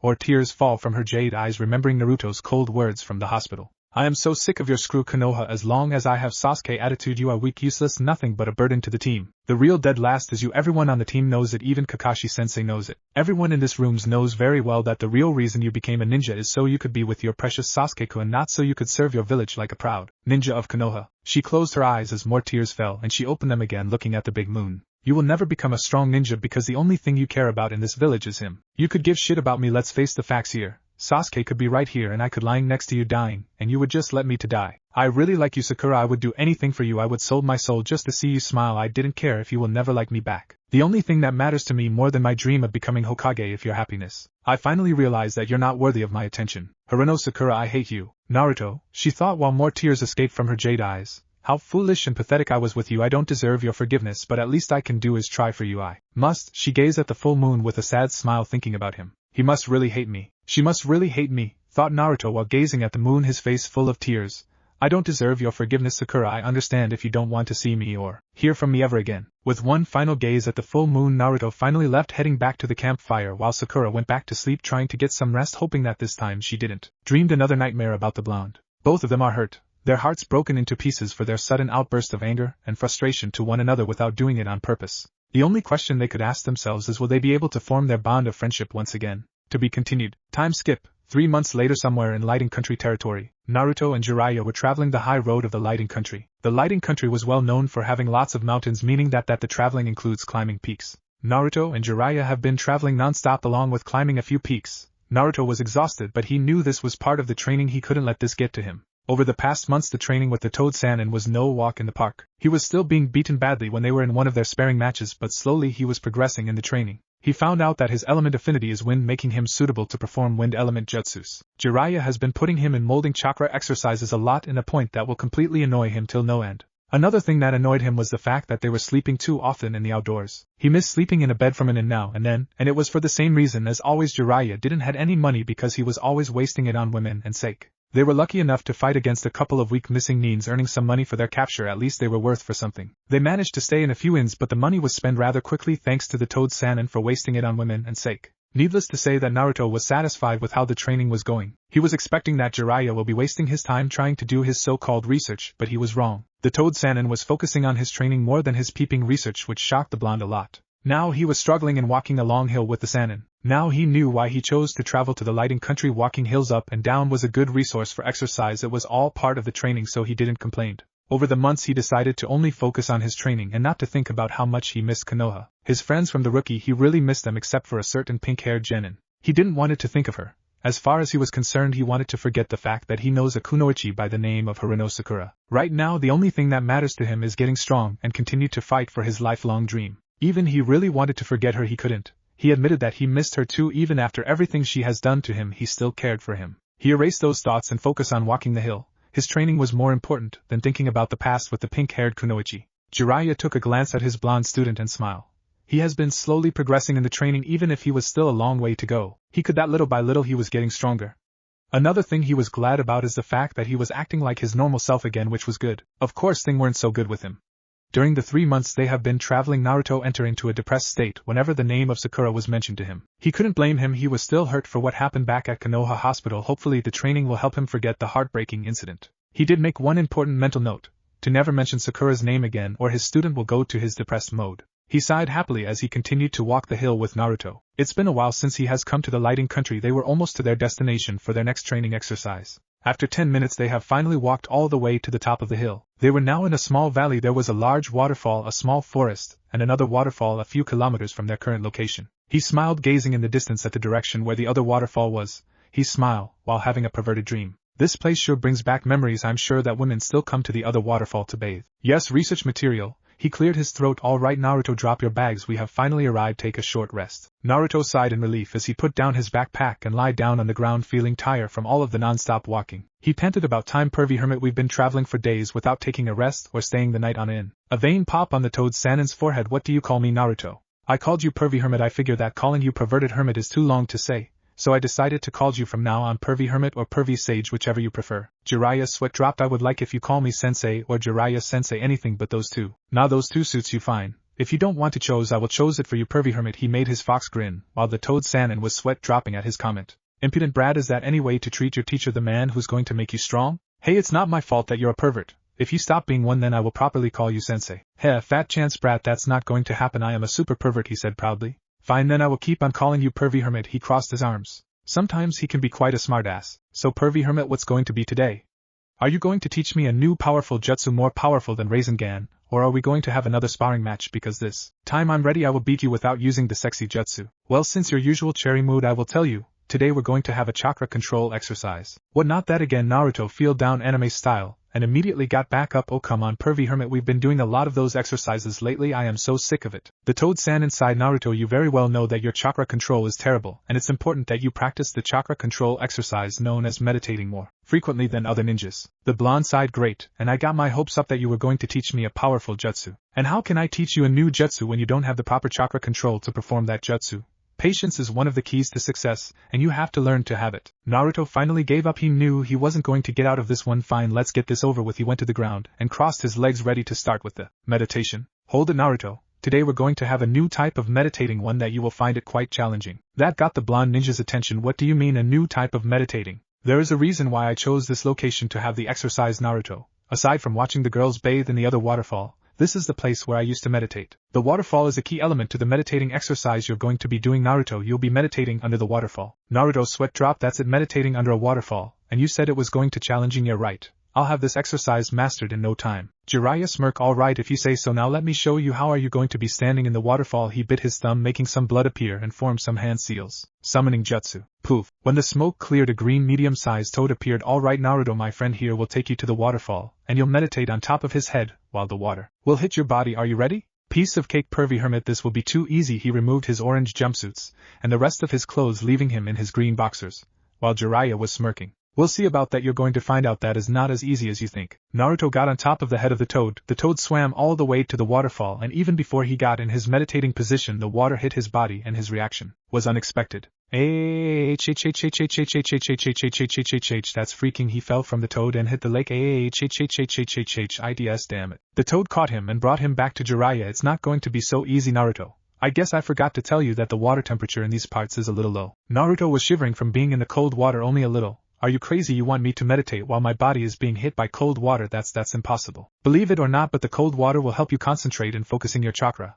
I know it's cold, but once you get used to it you'll be fine. Look, pervy hermit, that water is cold, ice cold. The second the water hits my body it feels horrible, like my whole body is being hit by a dozen needles. It's impossible to meditate while having so much cold water hitting your body. The Toad-san inside, fine Naruto, I will show you so you get the idea. Alright, he but his thumb making hand seals with his blood summoning jutsu. Poof. Another toad appeared in the same size as the green one, but it was colored bright yellow. Jiraiya took off his coal and fish net until he was shirtless. He got on top of the head of the toad. Now watch closely. Naruto watched as the toad headed to the waterfall and his mouth was wide open at the sight before him. Jiraiya was meditating and the cold water was hitting his body, but he was acting normal like it was nothing. Jiraiya stood meditating in the cold water for 10 minutes and Naruto couldn't still believe what he was seeing. The toad brought him back while the blonde was still shocked at what he just saw. You see, that's how you do it. How do you do it? You were just standing there with the cold water hitting you and you didn't even reacted. It takes practice, but my advice is to ignore the cold and just focus on the meditation. Ignore the cold? Are you kidding? That water is freaking cold. How do you expect me to meditate without feeling the cold water? It's not just possible. Well, hold it, I didn't say anything about not feeling the cold. Of course you will feel the cold water. But believe it or not, the cold water helps you focus on the meditation, and the more relaxed you are, the more chakra you can gather and control. This is the best exercise for chakra control. Damn, I can't believe I have to do this exercise. I preferred anything but this, he sighed. Stop whining, you need this a lot, Naruto. On the other hand, if you have perfect chakra control like your teammate Sakura, there was no need for you to do this exercise at all. And oh crap, Naruto. His sweat dropped realizing that he just said the forbidden word. Mentioning the pink-haired Kunoichi's name, Naruto went to his depressed mode, sulking in a corner. He saw a dark cloud getting near him and started raining on him. Although he was back to normal, he still couldn't forget what happened at Konoha Hospital. I really have to be careful not to mention Sakura's name anymore. Her name is taboo for Naruto. He sighed. That's enough, Naruto, let's continue with the exercise. Do it again, and this time I will be with you. The rain cloud vanished while the blonde got back up and nodded. He was finally out of his depressed mode. Right, I'm ready. He climbed up to the green toad's head. Jiraiya and his toad went back to the waterfall, going to his meditate position. Naruto followed on his toad. He touched the cold water of the waterfall. Goddamn it, that's cold, he felt from the toad hitting the water of the lake, and left running like crazy. It's too cold. The Toad-san and sweat dropped while sighing. This is going to be a long day. Konoha Library, Fire Country Territory. Sakura was picking a couple of books about medicine. This was part of her training with Tsunade. She has asked her to pick all kinds of books about the human body and medicine. She needed to read them all carefully and study them. This was another step she needed to take to become a good medic ninja. During the past 3 months, Sakura has been progressing slowly in her training. She still couldn't pass the physical training against the Slug-san, and earning her a couple of trips back to the hospital. Tsunade decided to give her other training exercises like medical ninjutsu training. Thanks to her perfect chakra control, she has passed that part with flying colors. She has healed all of the animals Tsunade has given her. She was very impressed with her talent, thinking that she was a second Shizen. Going to the library was another exercise to feed her knowledge about medicine. Another exercise, she was now working part-time at the hospital, working as Tsunade's personal assistant. So her schedule is very busy, not giving her enough time to rest, but she didn't care. Tsunade has been very strict with her during training, but she didn't care. She knew this training wasn't easy since her first day of training, but this was necessary for her to become a great medical ninja. She has been focused so much in her training that she has closed herself from the rest of the village. It didn't worry her at all. After all, her friends in the Rookie 9 were still ignoring her. The only genins who were talking to her were Ino and Hinata, which she rarely spent some time with them because of her busy schedule. Today was going to be another busy day for her. After having another session and reading medical books, she was going to work at the hospital. She didn't care how tired she would get from the intense training. As long as she becomes the best medic in the village, it will be all worthy, and also as long as Naruto forgives her and let her be his friend once again. One thing that has bothered her during these past months is her relationship with her mother. Ever since she told her that she wanted to become a strong ninja so that Naruto acknowledged her, she has been constantly ignoring her. Her mother was not happy that she was focusing her training just to regain her friendship with the blonde. At first she was happy that she was training under the Hokage, but now that she knew the real reason behind her determination to the training, she was rather upset with her. Sakura expected that her mother would be proud of her and understand what she's going through, but apparently that was not happening. Instead of praising her because she was taking her training to become a great medic ninja seriously, she was upset because she wanted to be friends once again with the so-called demon brat. Another thing that was bothering her for a while now is why did her mother hated Naruto. Not just her, but the whole village used to hate him with so much hatred. Maybe she will ask Tsunade about it later if she knows something. Once she was done with picking her books, she got seated in one of the tables. She opened the first book about the human body and started reading, trying to get all the information she's reading to her brain. While reading, someone was watching her and went to her. Sakura paused on her reading, noticing that there was someone next to her. She looked up to see Kiba, who was holding a couple of books. He smiled at her, and she was confused since Kiba was one of the few people who has been ignoring her and hate her. Hey Sakura, how are you doing? I'm fine, Kiba. I'm busy with reading some of the books that Tsunade-sama has told me to pick. She was rather surprised to see the Inuzuka actually talking to her. I can see that I'm also picking a few books. They are for my sister about medicine for dogs. Oh, that's right, Hana-san is a veterinarian. I'm glad you're doing her the favor. Where's Akamaru? He's outside, no pets allowed in the library. Oh, that's right, I forgot about that. She blushed from embarrassment remembering the rule. So what are those books about? He asked, interested while checking some of the books. Oh, you know, medicine, the human body. I am training under Tsunade-sama to become a medic ninja. That's good, I just hope you can find a book about friends. He gave a slight smirk. Excuse me, what do you mean by that? She asked, highly suspicious, not liking what he was talking about. I'm just saying to find a book about friends so you can learn how to treat them right compared to the way you treat Naruto. He smirked again, seeing her reaction. Sakura's eyes hardened while clenching her fists. Now she knew why Kiba was bothering himself to talk to her. She calmed herself, not wanting to make a scene in the library. Kiba, if you came to me to mock me, I suggest you leave. I have a busy schedule and I can't waste time. The Inuzuka didn't seem intimidated by the hard look she was giving him and decided to continue his little game. I guess if I don't do what you say, you might slap me and reject me with your cold words, isn't that right? I'm warning you, Inuzuka, leave right now. She glared at him with a look that will kill anyone. Kiba continued to ignore her demands. You know what, I'm actually glad that Naruto finally stood up to you. You have always treated him like crap and he has been nothing but a good friend to you, and you always repaid him by hitting him. But he's no longer your punching bag, he's a free man. To think he really liked you, just what the hell did he ever saw in you anyway? That was the last straw. Sakura couldn't take it anymore. She finally snapped as she grabbed the Inuzuka by his collar, lifting him up 3 feet above her, scaring the crap out of him, not giving him time to react at all. She glared at him while gritting her teeth. Kiba knew he has overdid it, and gulped. Now he was going to be in so much trouble for making the pink-haired genin angry. He could feel the way she was grabbing him. He felt her grip, and it was really strong. It seems she was starting to develop some of Tsunade's super strength. Sakura, I was just kidding, don't take it too personal, he said, scared out of his mind. Sakura tightened her grip on him. Listen, but if you ever mock me again, I won't slap you, I will punch you, and believe me, my punches are very painful. Ask Naruto, he knows. You have every right to ignore me and insult me, but this is nothing compared to the pain I'm feeling right now. I don't care what you and everyone else thinks of me, I have training to do and a mission to fulfill. So if you want to talk to me, let it be a nice topic. You don't have to remind me of my stupid mistake for being such an immature bitch, are we clear? Kiba nodded his head quickly while Sakura let him go. Now leave and don't bother me again. He picked up his books that he dropped when Sakura lifted him up and left without thinking it twice. Sakura got seated again while a few tears fell from her face. She dried them, not wanting to cry anymore. No matter what she do, she will always be very emotional. A cry baby, that's what they called her when she was little, along with forehead and billboard brow. Damn, but he didn't have to say those things about me getting a book about friends, arg. She sighed as she continued to read. Suddenly Kiba's words have affected her again, and she started thinking the times she has mistreated Naruto, all the punches, all the times she called him annoying. It all lead to the incident at the hospital where she hurt him for the last time, causing Naruto to snap at her. All of his words from the hospital came back to haunt her. She was reliving that painful memory once again. Some tears fell from her face again, but she quickly dried them off. She focused back to her book while thinking about the blonde ninja. Valley, light and country territory. Cold. Once again Naruto has fallen to the lake due to the coldness of the water. He couldn't stay still while the waterfall hits his body. He has tried over 20 times and he still couldn't do the meditating exercise. In his opinion, meditating under a cold waterfall was a crazy idea. It was impossible to stay still concentrating on meditation while your body was constantly being hit by cold water, probably reaching zero. But he knew it was possible to do. After all, he saw Jiraiya doing it without yelling how cold the water is. This was another challenge given to him, and he needed to master this exercise no matter what. He wanted to ask the Toad-san more tips about the exercise, but he has left and he hasn't returned for hours, which lead him to believe that he was somewhere off doing his research. He left the lake while the toad that Jiraiya left him was enjoying the nice cold water. He sighed. Where the heck is that pervy hermit? I need his advice to do this exercise, and he ran off to peep. Damn pervert. He left the region heading into the forest if he could find his teacher. While walking he heard splashing noises coming from ahead. They heard like they were women. And he knew why. They were a couple of women bathing in another lake with a waterfall. They were all wearing bathing suits, and some of them had a nice chest which caught his attention a lot. His sweat dropped when he saw Jiraiya seated in a tree branch using his telescope to get a good view of the nice lady's breasts. He giggled while having a small nosebleed, grinning like the super pervert he is. Naruto's sweat dropped again. Why he wasn't surprised that his super perverted teacher was doing his usual research of peeping. He cleared his throat, not getting the Toad-san's attention, but he wasn't going to talk to him in a soft tone. Hey pervy hermit, what do you think you're doing peeping at the women? Jiraiya fell from the tree while the women that were bathing ran screaming, saying pervert. He got up while watching them leave and oh, come back ladies please, I'm not done yet, he growled, glaring at his student. You brat, look what you did. I was having so much fun and I haven't started writing my research material. Aren't you forgetting why we are in this journey in the first place?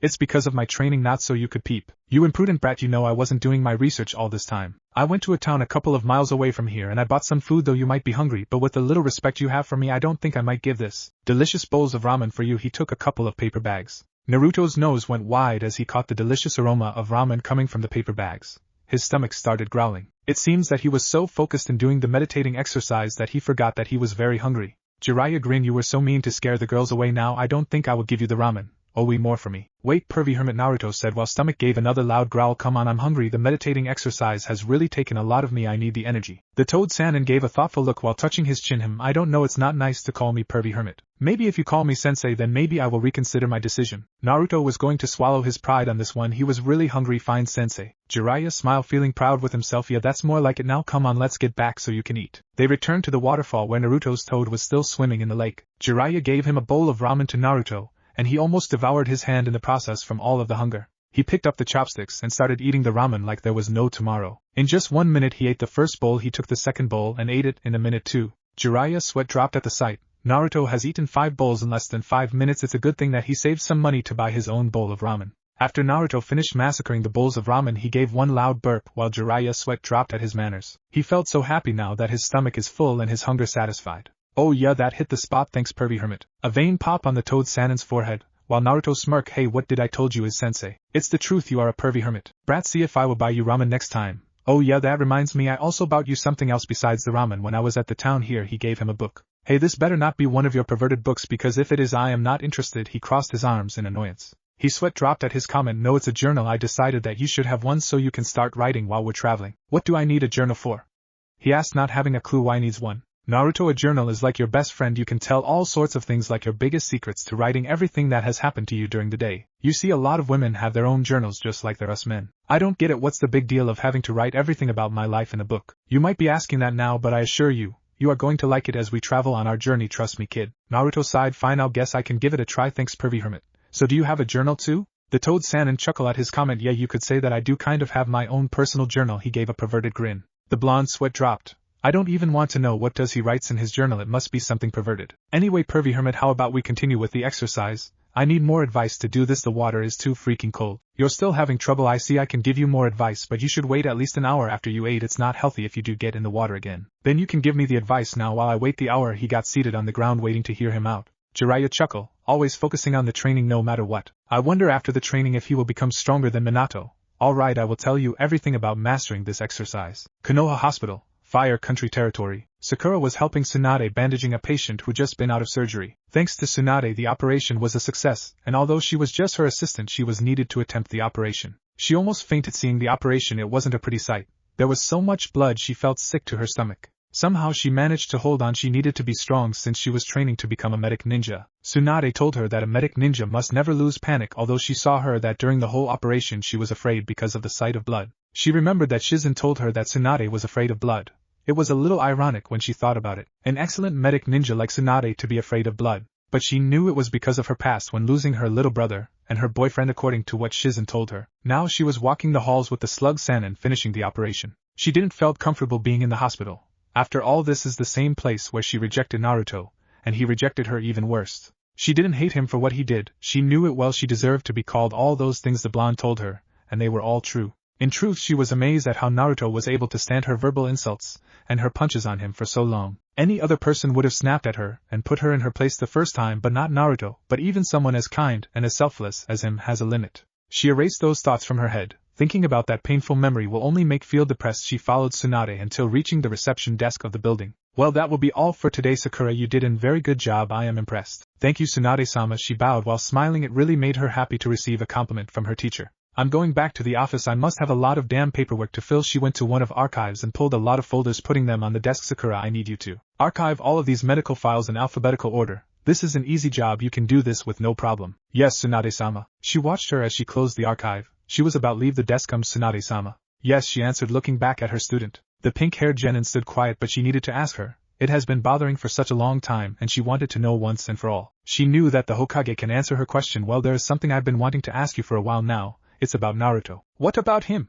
Tsunade needed to be careful not to say anything that might remind her student of the incident in the hospital, or she will have another depressed moment. I want to know why the village hate Naruto. She saw that the female Hokage's expression changed to a serious one. I have seen it long ago before we graduating from the academy, and it makes me wonder, why do they hate him so much? I have always noticed the looks the villagers used to give him, but why I know that he was always pulling of pranks, but it shouldn't be to the extent for them to hate him like they would want to kill him. Tsunade stood quiet, thinking whether to tell her the truth about the blonde ninja or not. Instead, she opened another archive, taking a couple of medical files, putting them on the desk next to the one she placed before. These medical files are also out of alphabetical order. She left the desk. Wait, Tsunade-sama, please. If you know why, then please tell me. I must know. Tsunade stopped walking without facing her. I think you might find the answer closer than you think. She continued walking until she was out of sight. Sakura sighed. What's the big secret? I really want to know why Naruto was hated so much. What did she meant that I might find the answer closer than I think? I swear Tsunade-sama can sometimes be so cryptic. She started putting the files in alphabetical order. One after one she ordered them. She kept doing the same thing for the next 10 minutes. She finally reached a couple of files and put them in the archive where their last names started with the letter U. That's when she realized that the files were in perfect order. There was no need to get them from the archive. Sakura decided to ignore it and continued to putting the files. When she reached the last file, she gasped, reading that the folder had Naruto's name. This is Naruto's medical file. All of his medical records are stored here. Wait a minute, did Tsunade-sama knew about this? Maybe this is what she meant about finding the answer. Closer than I think. Yeah, this must be it. I might find something why Naruto is hated by the village here. She opened the folder and gasped at the first page. Reading all of his past treatments, she almost fainted. They were records that he had a broken arm, a few broken ribs, a few concoctions, and so on. She was horrified reading the medical reports. From having all of these conditions, anyone would have died, but not Naruto. Why? As she continued reading the file, she was shocked reading that all of his wounds have healed rather quickly. She didn't know how until she turned the other page. Colored red, that read in capital letters, top secret classified. Curiosity got the better of her, and she opened the page. She was about to read the classified section of his medical file. Her eyes widened in shock reading the information revealing the source to Naruto's quick healing. Naruto had the nine-tailed demon fox Kyuubi. According to the information she was reading, the Kyuubi's chakra has the ability to heal any wounds rapidly, explaining a lot why Naruto was able to heal quickly. How could this be possible? She was told that the demon fox was killed by the fourth. So how could Naruto have the demon fox in him? She knew there was only one person who could give her the answer, the one person who gave her the clue to finding the truth about the blonde. She left the reception desk, leaving the hospital. She walked the streets heading to the Hokage Tower. Hokage Tower. Tsunade sighed, filling another amount of paperwork. It seems that the hellish was never going to end. Looks like it was just another day at the office. She started thinking about Sakura. Knowing how smart she is, she was going to look into Naruto's medical file. It wouldn't be long before she comes here looking for answers to her. Suddenly a small toad carrying a cylinder tube came from the window. She smiled, recognizing one of Jiraiya's messenger toads. She opened the cylinder, taking the message, and began to read it. Tsunade, sorry for not sending you the message a little late, but I was caught up too much in the traveling. We are now in Lighting Country. Things have been very quiet lately, and there hasn't been any dangers ahead. My spies haven't found anything yet about what's Orochimaru up to or Akatsuki. However, the training is coming well. Naruto has already started to become strong. Can you believe he can last when fighting me? Who would have thought? Right now he's doing the meditating exercise in the waterfall. He's shivering from the cold. I just hope he doesn't end up with a bad case of pneumonia. One more thing, I think it will be best if you don't say anything to Sakura about Naruto's progress in the training. Right now Naruto doesn't want to know a thing about her. He gets too depressed when I mention her name. I hope you understand. I will send you another message during the next couple of months. Jiraiya. Tsunade sighed. So Naruto doesn't want to hear anything from Sakura. I guess he must be feeling worse than I thought.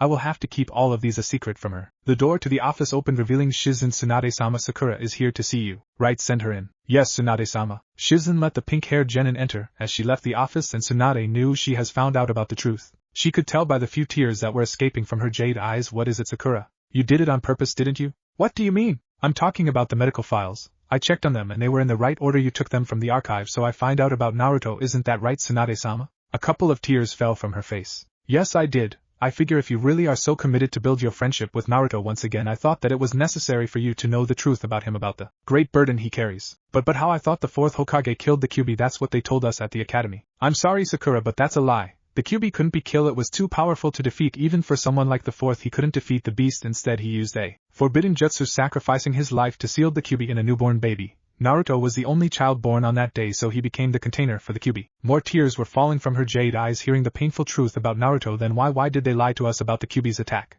Because it was a law that the third made forbidding anyone in the village from mentioning the truth about the Kyuubi's attack. In order for Naruto to have an ordinary childhood, but you know very well he didn't have an ordinary childhood, don't you, Sakura? Sakura stood letting her tears fall. It made perfect sense to her why the entire village hated Naruto so much, including her mother. He was the container of the demon fox that killed a lot of Konoha ninjas. She could finally understand how much he has suffered over the years. It only made her feel more guilty, because she was one of the people who hated him too. She was so grateful that the third Hokage created that law, otherwise Naruto's life would have been far worse. She imagined herself beating him up along with a lot of other children for knowing that he was the container of the Kyuubi. She has never felt so miserable in her entire life. She has hated the blonde for a worthless cause, and she has pushed him away, his friendship lost forever. Tsunade saw her student still crying. She was suffering at the revelation, finally understanding the hatred the village had for Naruto. Are you alright, Sakura? The pink-haired genin tried to dry her tears. No, I'm not. You know what, Naruto has to be the bravest person I have ever met. After suffering so much in his entire life, he can still walk and smile like nothing has happened to him. How can someone like him still go on living? If it was me, I would have ended my life. But he didn't, because Naruto found people who care for him, people who have become precious to him, and he will protect them even if it means giving his life to save them. Sakura nodded. Yeah, I know. It's too bad I'm no longer one of his precious people to protect after everything I have done to him and after what happened at the hospital too. You know the thing I hate the most, the fact that I never really hated Naruto to begin with. When I was little, I hated being alone, not having any friends. I was so shy because I was afraid of making any friends. Every time I talk to them, they will just tease me because of my forehead. But then Naruto came. He was the first person to talk to me and accept me as his friend. He told me that my forehead was very pretty and cute. From that moment I like him. But then Ino came, and she became my best friend. She obviously hated Naruto because her mother hated him along with the rest of the village, so I eventually thought that it was all right to ignore him and hate him. So the real reason why you hated Naruto was because you followed the crowd. You really didn't have any deep hatred for him. I'm glad to hear that, Sakura. Tsunade said. I hate myself so much, Tsunade-sama. I have only given Naruto nothing but pain and misery for so long. I know he hates me so much, and he will never forgive me. I will be the person he will hate forever, she continued, sobbing. Tsunade got up from her seat and gave her student a conforming hug in an attempt to calm her down. Sakura, it's all right. I don't think Naruto hates you as much as you claim. You have to give him some time to think. I am certain he will forgive you. He has never been the kind of person to hate someone so much, especially as she's one of his friends like you. She broke the hug with the pink-haired kunoichi. Sakura dried her tears. Thank you, Tsunade-sama. I really needed that. I just hope you're right. I hope I haven't lost him forever, and he will give me a second chance even if I don't deserve it. It's getting late. I suggest you should go home and get some rest. You're going to need it for tomorrow's training session. You're right, Tsunade-sama. I better go. See you tomorrow. She headed to the door. By the way, Tsunade-sama, has Jiraiya-sama send you a message about how he's doing with Naruto? The slug Sanin almost turned pale hearing that. After all, she was the one that told Sakura about Jiraiya's messenger toads. She felt relief that the messenger toad that came a while ago has vanished. She couldn't tell her about the message she just received from the toad Sanin, especially about the part not to say a word to her student that Naruto didn't want it to know anything from her. No, Sakura, I still haven't received a message from Jiraiya. He must be very busy with Naruto's training. I'm sorry. That's alright, just let me know if one of his messages arrive. I really want to know how Naruto is doing on his training. See you tomorrow, Tsunade-sama. She opened the door leaving the office. Tsunade sighed. Naruto, I wish you could see how much Sakura is suffering because of the guilt she feels. I know that you must be suffering as much as her. Valley, light in country territory. Nightfall has fallen on the valley. Jiraiya was already asleep and Naruto was sitting near a campfire warming to the flame because he was still feeling cold from the water. He has failed miserably in the meditating exercise thanks to the cold water. Right now he didn't feel like sleeping. He was thinking how to master the exercise. He saw the journal Jiraiya has given him. He smirked. He felt like giving it a try, so he took one of his teacher's pen and opened the book. He gave thoughtful look, thinking what to write. He smiled as he began to write the first entry in his journal. Should I write Dear Journal or Dear Diary?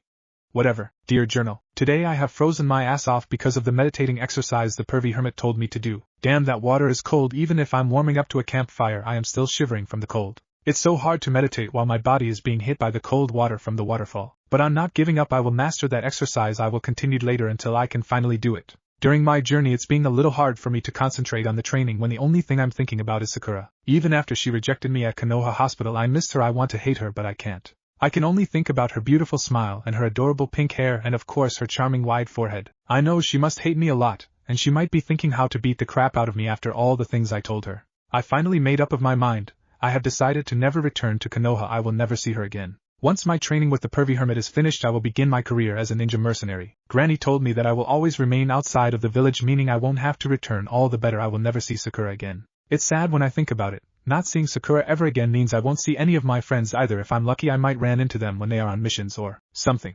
Now that I think about it, Sakura must have completely forgotten about me since Sasuke is back in the village thanks to me. She will finally be happy with him. At least she won't be living with the pain of heartbreak like me. Well, I'm going to get some rest so I can continue with my training. Believe it. Naruto smiled as he finished writing the first entry of his journal. Hey, this isn't so bad. Looks like I can get used to this. He put the book down and went to his sleeping bag. As he closed his eyes and drifted to sleep, the last thing he thought was the face of the pink-haired genin, his former teammate of Team 7, and the girl he still loves with all of his heart, Sakura. Harino residence, Konoha. Sakura has changed to her pajamas and she was ready to go to bed, but not before going to write in her diary, as she usually do every night. She got seated in her small table, opening the diary. While taking her pen from the drawer, she started writing today's entry. Dear Diary, I'm slowly getting better in my training with Tsunade-sama.